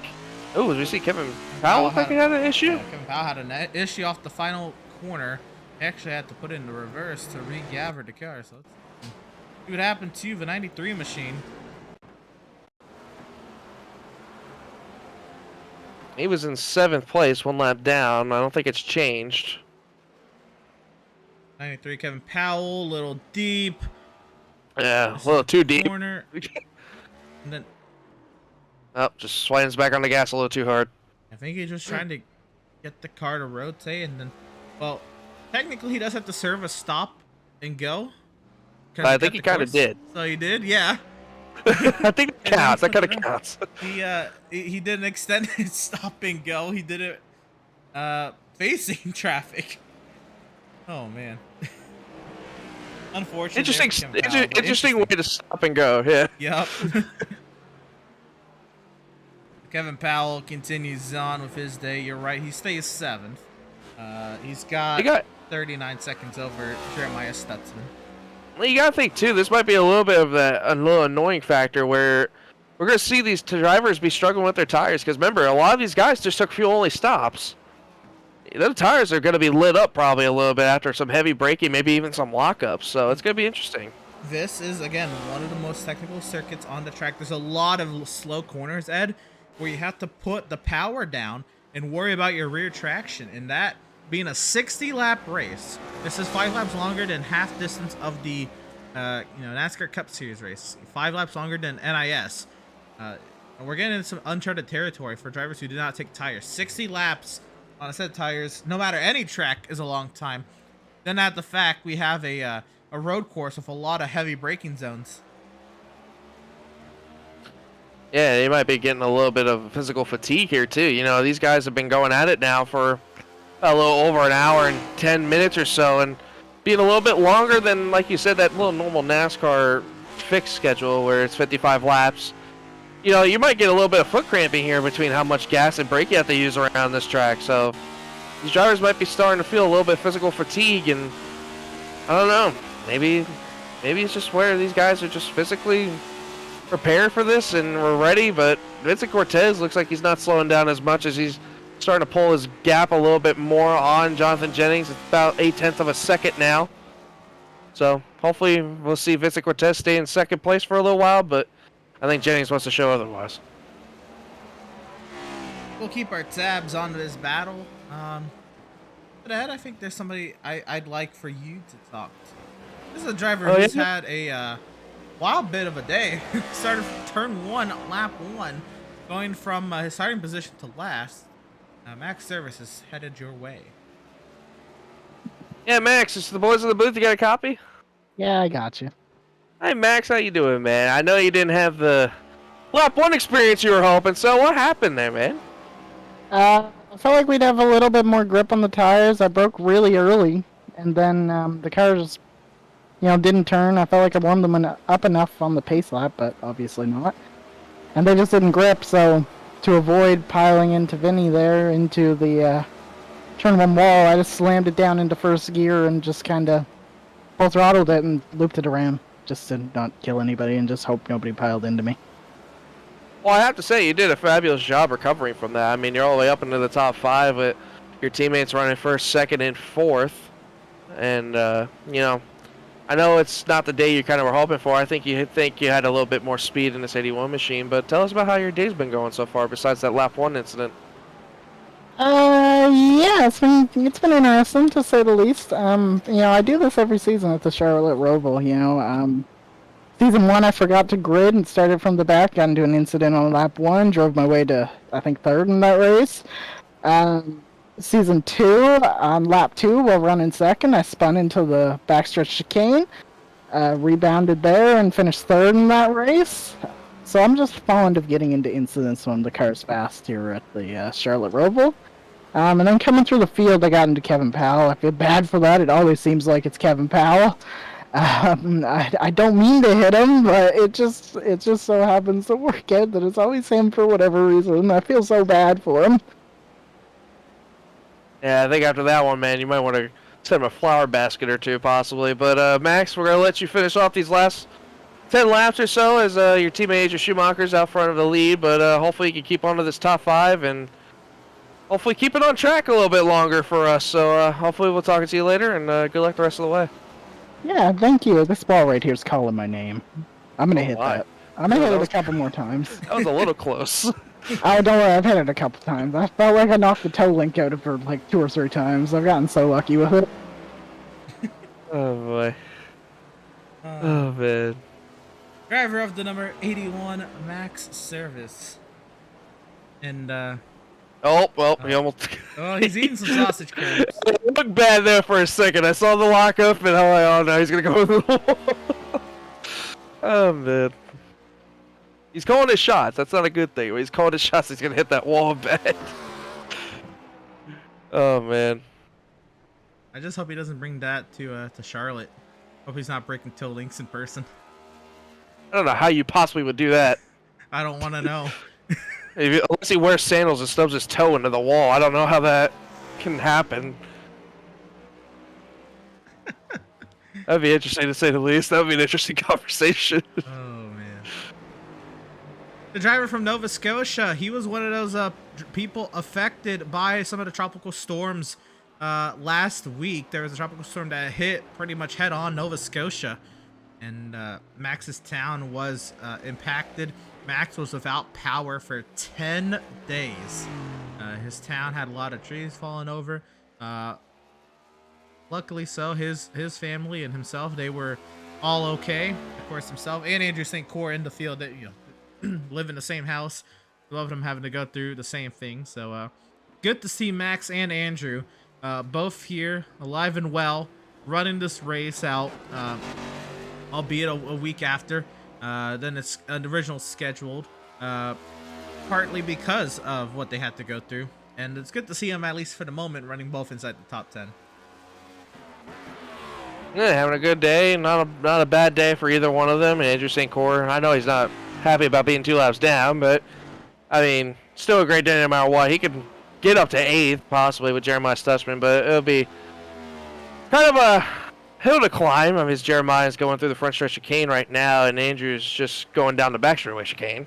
So it'll be a little hill for him to climb, but other than that, still a pretty solid day for both of them, and I think Andrew will be pretty happy knowing that he's going to be moving on, hopefully, to the second round of the playoffs, and hopefully fight for a championship as we see Vincent Cortez getting through the back straightaway chicane, and still hanging on to second for Jonathan Jennings, and it just doesn't look like this gap is either closed or gained at any point. I think these guys now, Ed, are almost mirroring each other, and it's going to come down to, like right now, Vinny dealing with lap traffic, or either one of the drivers making a mistake to decide this battle. And this, I was going to say, that had too many memories of what happened to Joshua Elliott right there. I was actually scared for Vincent Cortez right there. That looks so much more efficient for Jonathan Jennings in that battle. But actually he lost a 10th working his way past St. Cyr, even though it looked like Cortez was held up by St. Cyr through the front stretch. So intriguing how the timing worked out on that. Oh, and a blink for Cortez.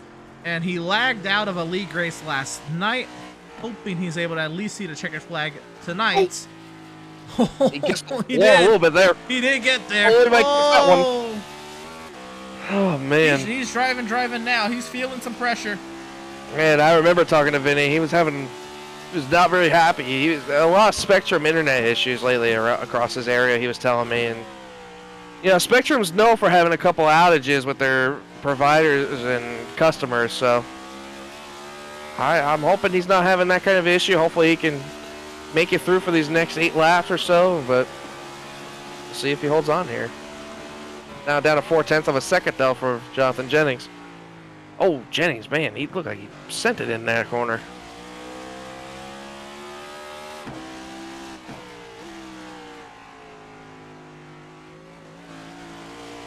Continuing on, 7 laps to go. Jennings has closed the gap a little bit.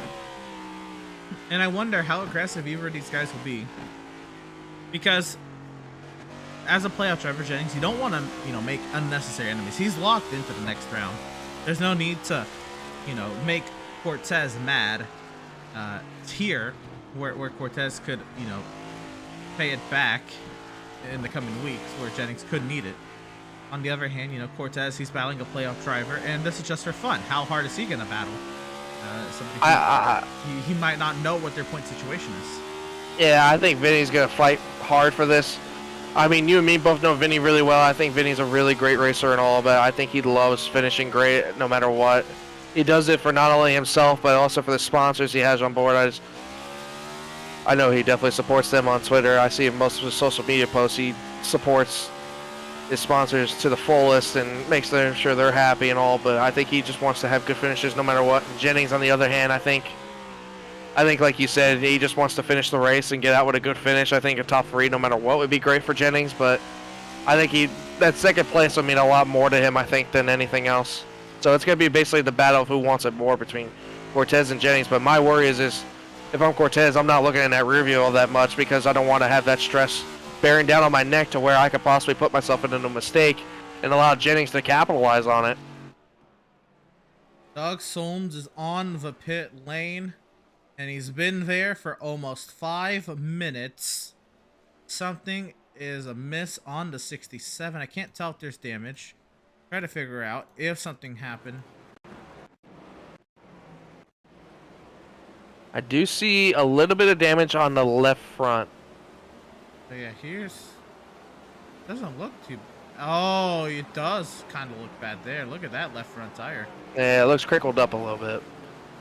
Well, look at the left front itself. It looks like it's Actually, pushed back a little. Yeah, something. Yeah, look, he might have had some contact maybe to a wall or a safer barrier. Might have found it. Here's the 67 of Doug Solms, a driver. He needed a good run today, and unfortunately, Ed, this might seal his fate. I think this might have actually already happened. Go back a little bit.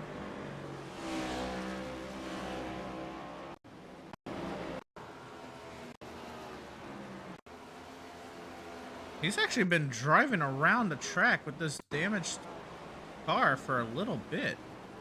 Oh, wow. Oh no, I think I found it now. And the thing is, you know, he needed a good run. He's fighting hard to make the next round of playoffs. He needs to, you know, improve his positioning. And fighting hard here, just misses turn 4. Oh no. Wow, that's really odd to see that kind of mistake. I would never really see people.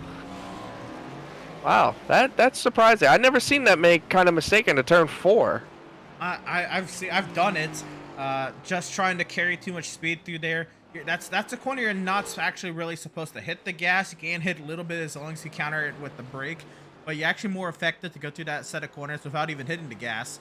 I think he was trying to get more speed through there, and unfortunately he did not get enough brake to counter that, and that has pretty much sealed his fate, and he is still on the pit lane. That will more than likely solidify that Doug Solms also will not advance to the next round of playoffs, which should solidify Adam Gardner, Matt Rogers, Andrew St. Coeur making the next round.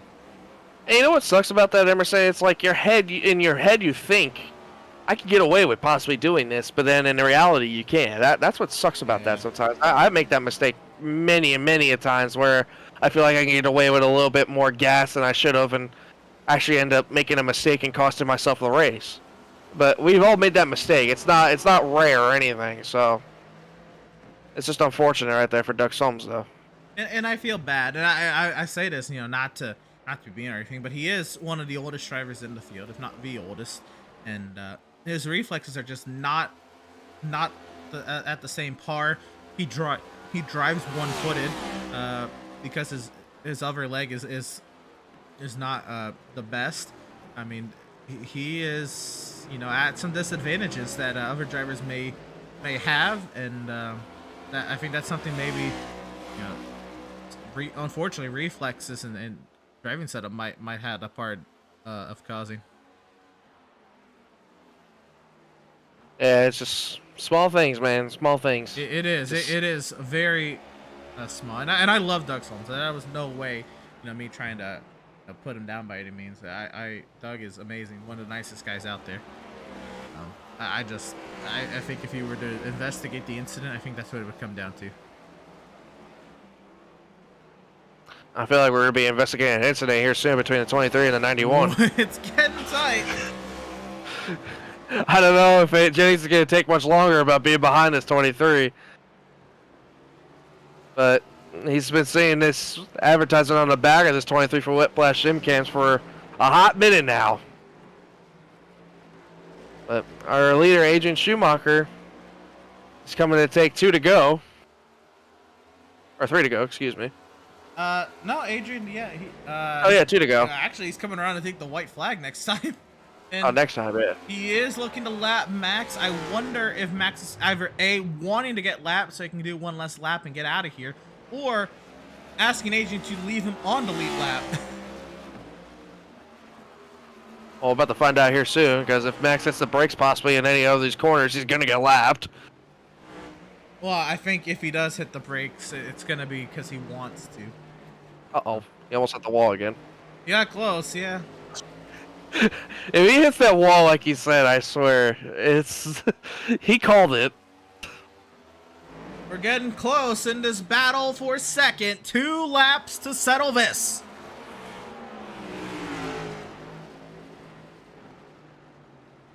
And lap traffic might be a little bit of an issue here, too. Oh, Scott Bailey looks like he's going to get out of the way.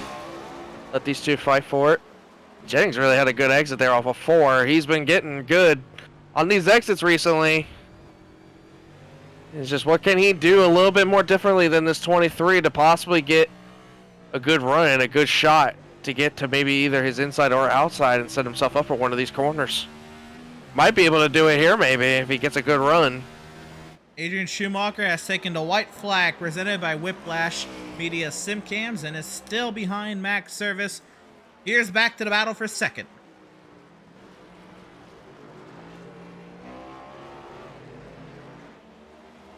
And Vinny ate a little curve there. But it doesn't look like any mistakes so far from Vincent Cortez in this 23 machine. Looking pretty good so far as he's coming to take the white flag at the start-finish line now. Jonathan Jennings in that Popeyes machine just trying everything he can to maybe force this 23 into a mistake. But right there, Vincent Cortez had a great launch off the exit. Back over to half a second in the favor of Vincent Cortez, and we'll catch up with that battle after we see the rest of this. Adrian Schumacher's dominant performance. He has led 50... Oh my goodness, no. No way. Wait for it. Wait for it. There he is. Oh my goodness, that was scary. That would have been a story.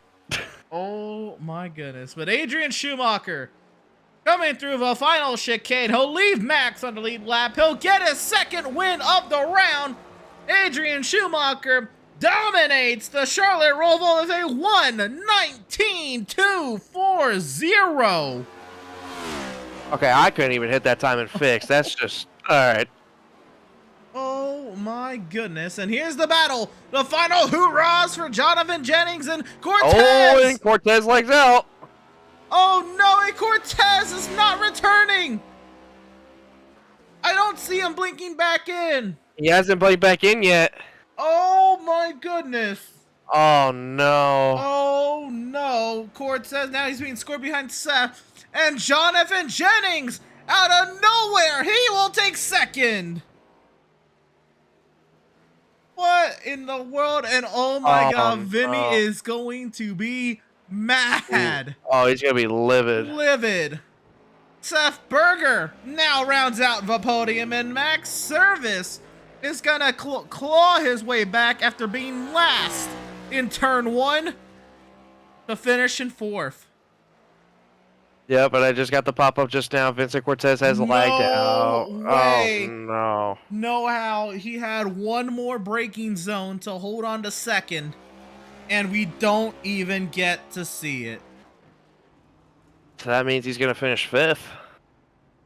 He'll get credited with 5th, I believe. You're right. Still have more drivers to finish. Jeremiah Stutzman is coming around. He will come across the line in 8th. Oh, okay. Well, that's an interesting way to do it. Actually, he might have already finished. I think he did. Put it in reverse, Terry. No? Just gonna sit in the front. Okay. Well, I know what's going on here, and I think you will as well, Ed. They're doing... Wait, what? They're setting up. Oh, no, they're gonna ramp it. Absolutely. Oh, this is not gonna be good for the boys back at the Swift Racing shop. They are taking off. I feel bad for the Swift Racing guys back at the shop. They're gonna have to pay for all this. Oh, this is gonna hurt. Wait. I don't think you know where. Do you not know? Oh, no, they're going the front stretch one. I thought they were going the one in the back. Oh, this is gonna hurt. Wait, no, I don't know. Okay, now I do. I'm so confused. It only took 3 tries. Oh my gosh! My goodness. Seth landed it. Max landed it. Adrian got shot into space. My goodness. Adrian just went space shuttle status. How did Seth land that in between the... I don't even know how he did that. Seth is in between the barriers. Oh my goodness, Adrian. Where did you go? Not to the shadow zone. Oh my goodness. Adrian Schumacher now coming off your second win in the round. Absolute dominant performance, Adrian. That is your 4th win on the season. You're obviously setting yourself up very pretty for round number 2. But talk about this evening. Correct me if I'm wrong. It looked like you lost the lead on the initial start to Mal, and then after that, it looked like you set sail. Yeah, I thought that was a second gear restart, but no, it was first gear. That explained that. All right, so Adrian, obviously, I know you're still, smiling at it. You dominated, both the road courses of this round. You didn't get every lap. Vinny took a couple from you, but it's your setup, so I wonder if you'll give that a pass. What was going into the preparation for this race as opposed to Laguna Seca or Daytona? Mostly the same thing. Just build a consistent setup. Be consistent, and hopefully it dominates, which I think it did. Now, unfortunately, oh, go for it. Yeah, I was just checking the leaderboard. Unfortunately, now we're going to be leaving your forte of road courses. Next round, you do have USA International, Talladega, and then Darlington. I feel like I think you already said Darlington's probably gonna be the one you're looking forward to. But how do you take to this next round of the playoffs? Being it's a whole completely different track type. Yeah, just do the best I can. Aim for podiums for a realistic goal, and try to gain as much points as possible. Because I did a pretty good job this round, I think. And yeah, just try to point our way in like last time. like 2 seasons ago. Well, there you go. Driver of the number 82, Adrian Schumacher. Again, dominant tonight here at the Charlotte Roval. Your second win of the round, your fourth win on the season. And Adrian, you're starting to emerge as one of those drivers that everyone's going to be looking to as a potential championship favorite. You're starting to set yourself up as one. So congratulations on the dominant victory this evening. Best luck to you in the next round of the playoffs. Yep. Thanks, guys. That was driver of the number 82, Adrian Schumacher. And my goodness, what a wild ride it was. We'll get to more post-race interviews in just a moment, Ed. But we do have, of course, sure. Yeah, we do, of course, have the post-race results to go through. So let's go ahead and get through them, Ed. Here we go. Of course, Adrian Schumacher dominated and won this evening with his 58 of the 60 laps led. Jonathan Jennings, out of nowhere, comes home in second. It'll be Seth Berger coming across the line in third. Max Service finishes the fourth and last car on the lead lap after Vincent Cortez lags out from second place on the final lap, heading into the final set of corners. Such an unfortunate set of circumstances. Cortez will finish fifth. McMahon then finishes sixth over Kevin Powell, seventh. Jeremiah Stutzman, eighth. Andrew St. Cour, who has officially made it his way into the next round of the playoffs, so he'll finish ninth. Devin Smith has also made his way into the next round of the playoffs. He finishes 10th. Yeah, and 11 to 22, Jacob Breeze finishes 3 laps down. Good value effort for that 22 bunch.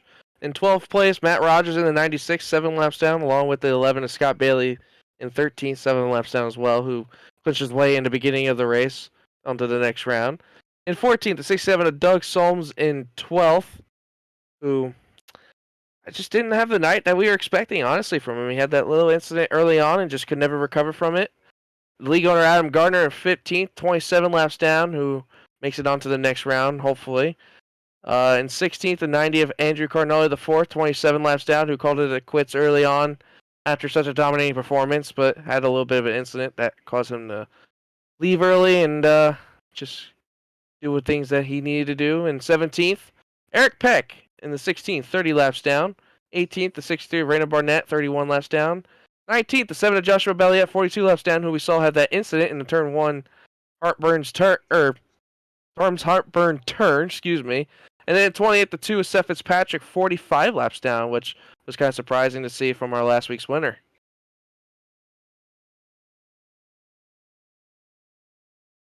21st would end up being Matthew Byers, and that would be the last driver who took the green in tonight's race.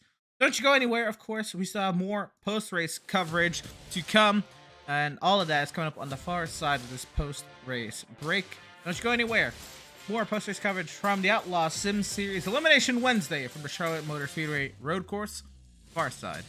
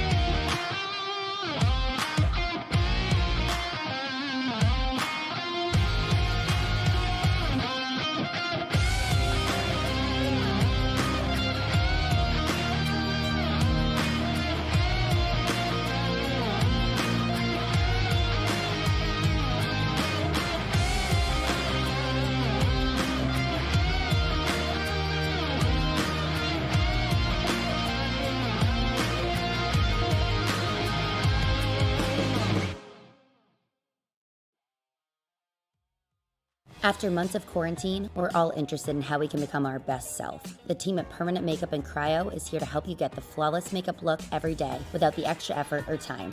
When it comes to your appearance, you deserve the best care that money can buy.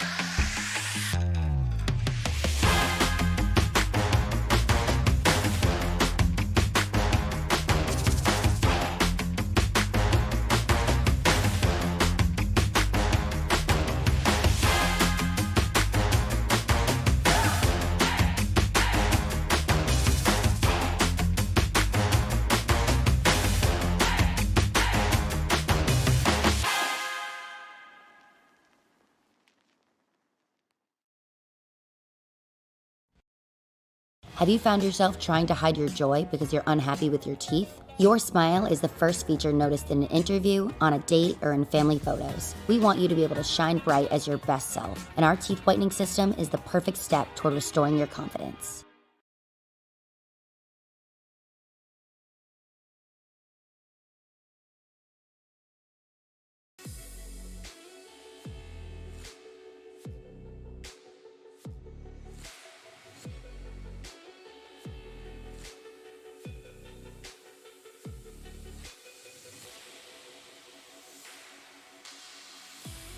Welcome, race fans, back to the virtual Charlotte Motor Speedway here, of course, in Concord, North Carolina. I am Emerson Arden with Ed Scher alongside, and we're now in the post-race coverage of what was a pretty quick and intriguing road course race here at the Charlotte Roval. Not as chaotic as we expected, but there were some great battles. There was, of course, some of the spills. There were some thrills this evening as well, and there was quite the battle for a second, and I think it'd be amazing if we can try to get awarded for our second place finisher this evening, driver of the number 91, Jonathan Jennings. I know he lagged out, but even before that, what was going through your mind to try to be able to get past that 23 car at the end? I was just trying to force him into a mistake, but he did a solid job there. And then when he eventually did go poof in the back straightaway chicane, what was going through your mind? Well, I was trying to figure out where he was going to pop back up at. Well, Jonathan, go for it. He hadn't been having issues, so I didn't expect that to happen. He had a blink here and there, but nothing quite like that. Yeah, I think his internet's still trying to recover from being knocked out for the past couple of days. But right, so Jonathan, it looked like I mean, of course you had speed today, but this round maybe wasn't exactly your forte with being dual road courses in Milwaukee. You got a little bit more of your type next week with the short track at USA International, kicking off around with USA, Talladega, and Darlington. How are you feeling now that you kind of, you've gone through this round, you're setting yourself up for that second round? Well, I was fine this round. Daytona, I had some steering issues, and I didn't race in Milwaukee, but luckily I had enough points. But yeah, I'm all right with the next two rounds, other than Talladega and New Atlanta. I'm comfortable other than that. Go for it. I said I'm comfortable other than that. All right. Well, Jonathan Jennings, of course, one of the drivers we looked at in the regular season has definitely been a title contender, has securely made his way into that second round of the playoffs, and you may even see a little bit of that little prowess come back with the short track next week at USA International. Jonathan, congratulations on the second place finish this evening, and of course, continuing your quest for a championship. Thank you. Driver of the number 91, Jonathan Jennings. And the driver who's probably shocked that he ended up third, driving the number 77 machine, Seth Berger. He's headed your way, Ed. Yeah, Seth, I mean, earlier when we talked to you, you said you'd be surprised if you finished anywhere in the top three, and you didn't think you'd get past Jennings or Vinny. But you got by Vinny, so how about that one? You got a top three. Yeah, it's definitely a win to finish top three and to not get lapped by Adrian. Yeah, I didn't even think about that. Yeah, I forgot you guys didn't want to get lapped by Adrian, but overall, the 77 Burghart's machine looked pretty good tonight overall. I mean, you look like you have one of the more comfortable cars, of your teammates. You have one of the more consistent nights overall, and tell us about how your night went overall, man. After the interview that you guys had on lap 25, also make sure you go check out the interview for the code word that you could private message me for the entry into the Gene Checky giveaway. I started figuring out my lap times were getting a lot faster. Laid down my first 119s of the entire race every few laps or so that was awesome. No tire fire. You can't believe it gets faster after 30 laps. Yeah, man, I was mentioning Emerson. I thought the way this track was with how the tires and how aggressive you guys would be on brakes, I thought you guys may have to change tires, but you guys proved me wrong by just taking fuel only. Do you think you could have maybe done strategy a little bit more different to maybe pull ahead of Jennings and Vinny? I know they were a little bit further ahead off the field, but was there another strategy maybe that you played in the back of your head that you're like, okay, maybe I can overlap these guys if I do this and that? Or were you just basically just sticking with what you had and hoping for the best? The only other strategy was the first strategy was to not have any mistakes, and I messed that up in the first 10 laps, I think. So after that, it was kind of thrown away. But yeah, I was just gonna stick with what I had. It's awesome to get P3 with Vinny lagging out, but yeah, it sucks that I messed up at the start of the race there, and it sucks that it took me so long to figure out this road course to have the pace, because I actually started gaining on them a little bit towards the end of that race. So I found some pace. I'm not that slow at road course racing. Yeah, well, now we're out of the road course racing mix. We move on to the second round, the playoffs, where you have a pretty comfortable cushion with all those playoff points you earned in the regular season. Now we're into a tricky round 2. What racetrack do you think in the second round do you think you're more thinking, oh, that's a track that I definitely have to work on and get more better at to where I can get points for? Is there any track out there you think you need to work on a lot to figure out and maybe do better at? I'm going to say single-handedly USA, which I believe is next week.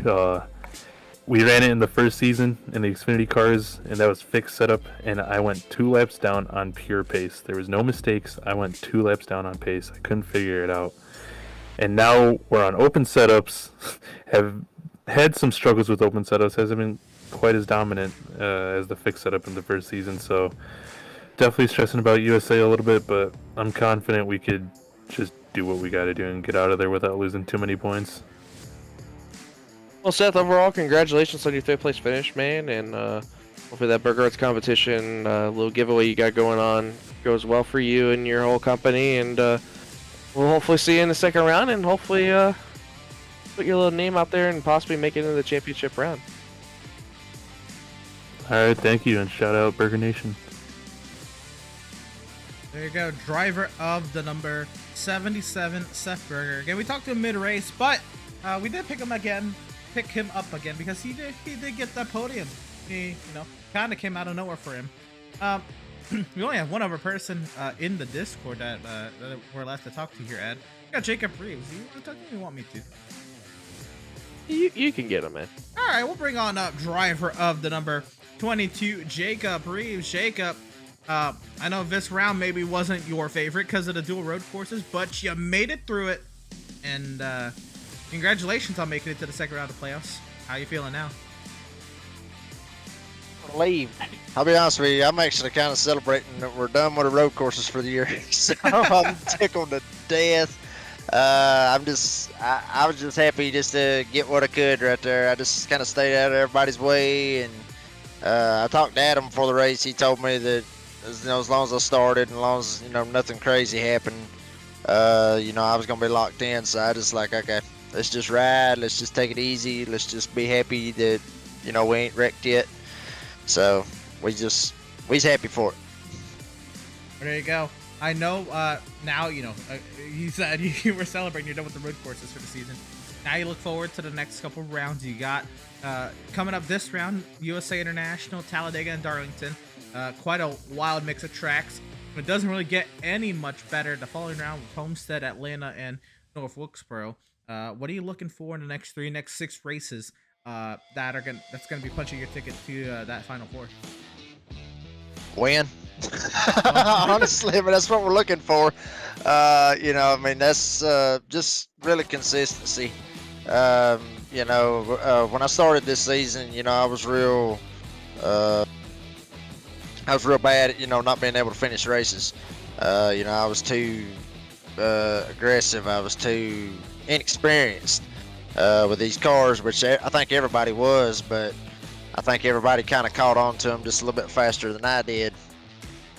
And but I finally, my teammates Jonathan and Jeremiah and Scott, and all of them, Seth, everybody's been kind of just bearing with me, trying to calm me down, get me lined up, and they've done a good job, helping me out, just to get me some experience and everything. So But I mean, Talladega is going to be the wild card for the next round. Darlington can be a wild card, and then obviously, for the round of 8, if we make it that far, which I really hope we do.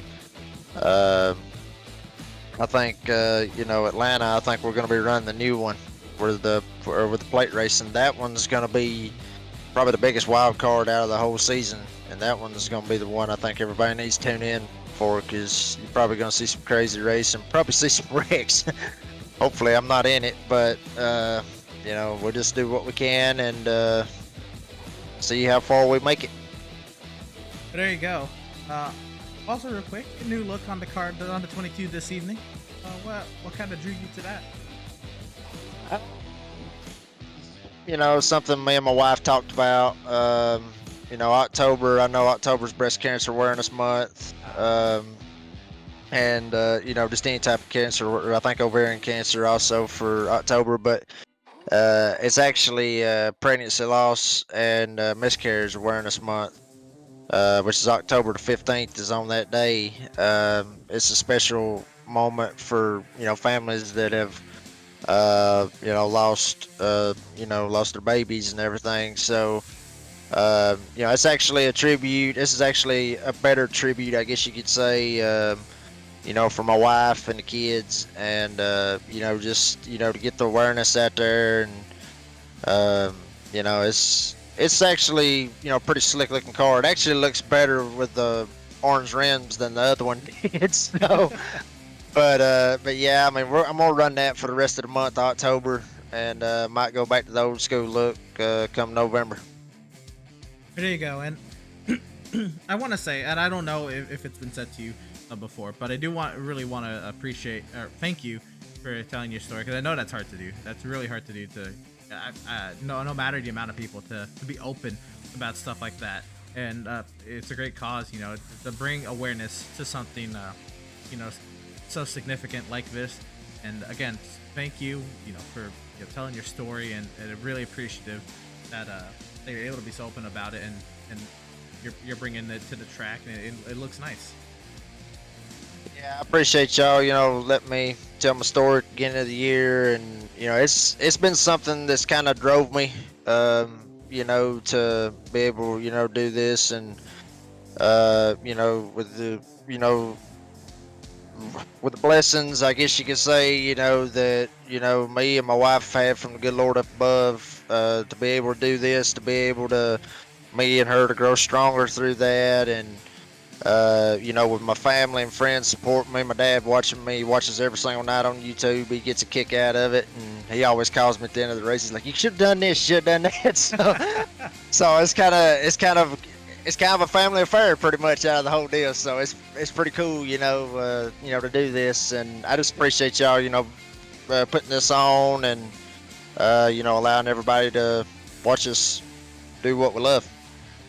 Sure thing, man. Again, great stuff as always. Appreciative for you running this season, and congratulations on making the next round of the playoffs, man. Best luck to you in the coming weeks, Jacob. And yeah, hopefully we're talking to you some more, man. I got a feeling y'all gonna be talking to me some more. Hopefully, like I said a couple weeks ago, it's gonna be in Victor Lane, but I got a feeling y'all be talking to me here pretty soon. I like that confidence. Right on, Jacob. All right, we'll be talking to you, man. I appreciate it. There it is, driver of the number 22, Jacob Reeves. And again, it is hard to put something like that out in public, but he does it. And he does it well. He carries himself with great confidence on with off the track stuff and on the track stuff. And again, Jacob Reeves, he's a rookie this season. He's still working on learning this car, learning these drivers, and he certainly is a driver I could definitely see working his way towards a potential victory by the end of the season. Yeah, absolutely. I mean, I remember the last time I talked to him, and he had the heck of a confidence to win Talladega. And would you look at that? Look what's on the second round of this sheet that we're reaching in the second round, Emerson, Talladega. So I definitely think he's one of those guys that we can definitely expect to win at the super speedways, especially with the kind of pace he brings at the super speedway. So maybe a Talladega or Atlanta win, maybe on Jacob Reeves' mind, possibly in these next coming rounds. Well, that does it for us this evening. We're not done with the shows of this week. Coming up Sunday, Sunday afternoon will be the Sim Pit with their GTE series. Race number 2 at Road America at 1:30 p.m. Eastern Time. It's a great series. I had the pleasure to call the opening round of their season last Sunday at Circuit of the Americas, and it was a fantastic race. A lot of fun, a lot of great personalities and talents in that field, and they're going to continue on with Road America this Sunday afternoon at 1:30 p.m. Eastern. And then you don't want to miss another round of Advanced Legends Cup presented by Virtual Racing School VRS Advanced Legends. They're going to be at Concord Sunday night, 8:30 p.m. Eastern. Tuesday at South Boston, 8:30 p.m. Eastern. So if you are intrigued by if you want to get on one of these Pit Stop TV broadcasts, get out to show your talent, and you think you can do it in these legend coupes, sign on up for the official races at those times. They will be broadcasted. The top split will be, and if you win, you get your name out there and all that. Go and see what you can do if you have the opportunity and you feel you can. Sign on up for top split either Concord Sunday night or Sobo Tuesday night. But that's a nice little slate of races before we head to USA International for the opening race of round 2 of the Outlaws Sim Series playoffs, Ed. Yeah, I mean, those advanced legend cars, I mean, they're such a blast, especially, I feel like South Boston is a very underrated track for a short track. I really love it. It's a fantastic track nonetheless, and maybe if we get the schedule together, I would love to put the NextGen cars on there too. That would kind of be fun. Ooh. We might be talking a little too much chaos, but who knows?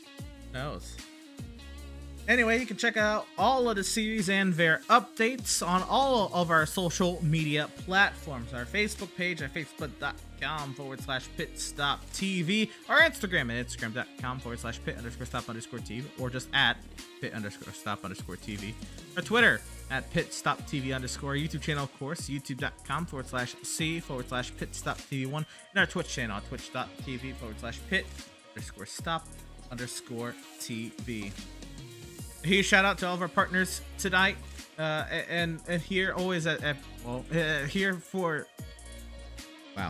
huge shout out to our partners here at Pit Stop TV. My goodness, Whiplash Media Sim Cams, which brought you the beautiful sights and sounds of the sim this evening. Of course, if you want your own broadcast camera pack, over to pitstoptv.com/whiplash and see how you can get your hands on one of these Whiplash Media Sim Cam packs. SimWrap Market, of course, is formerly known as Heatwave Designs, a website that a team that puts together a bunch of schemes across a plethora of iRacing vehicles for you to purchase and put your own spin to it and use it if you don't have the time to really paint a car, put a whole design process together, or we just want a new look. New outlook on some of the cars you're running on iRacing. Head over to simwrapmarket.com and see what kind of paint schemes they've got cooking over there for you. And of course, Permanent Makeup in Crown, Maine. You deserve the best care that money can buy. Contact them at permanentmakeupinmaine.com.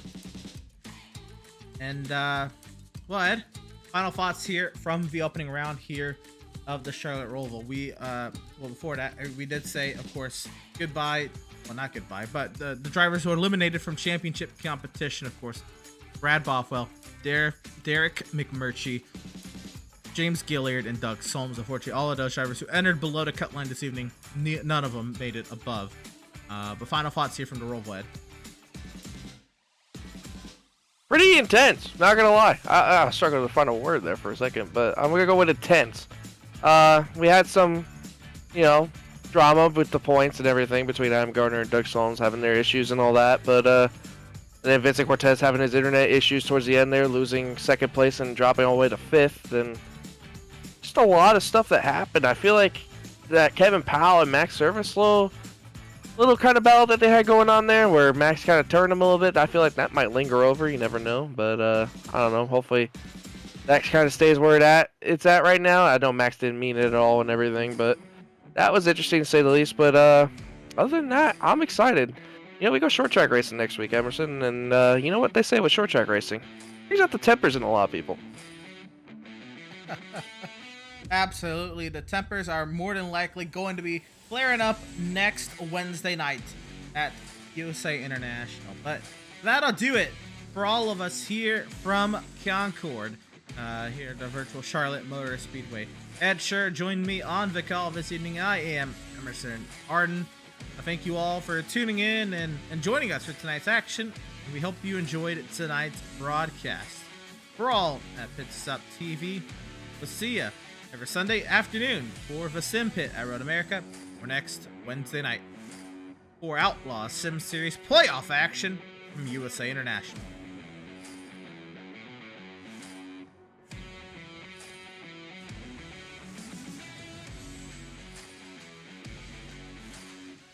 Have you found yourself trying to hide?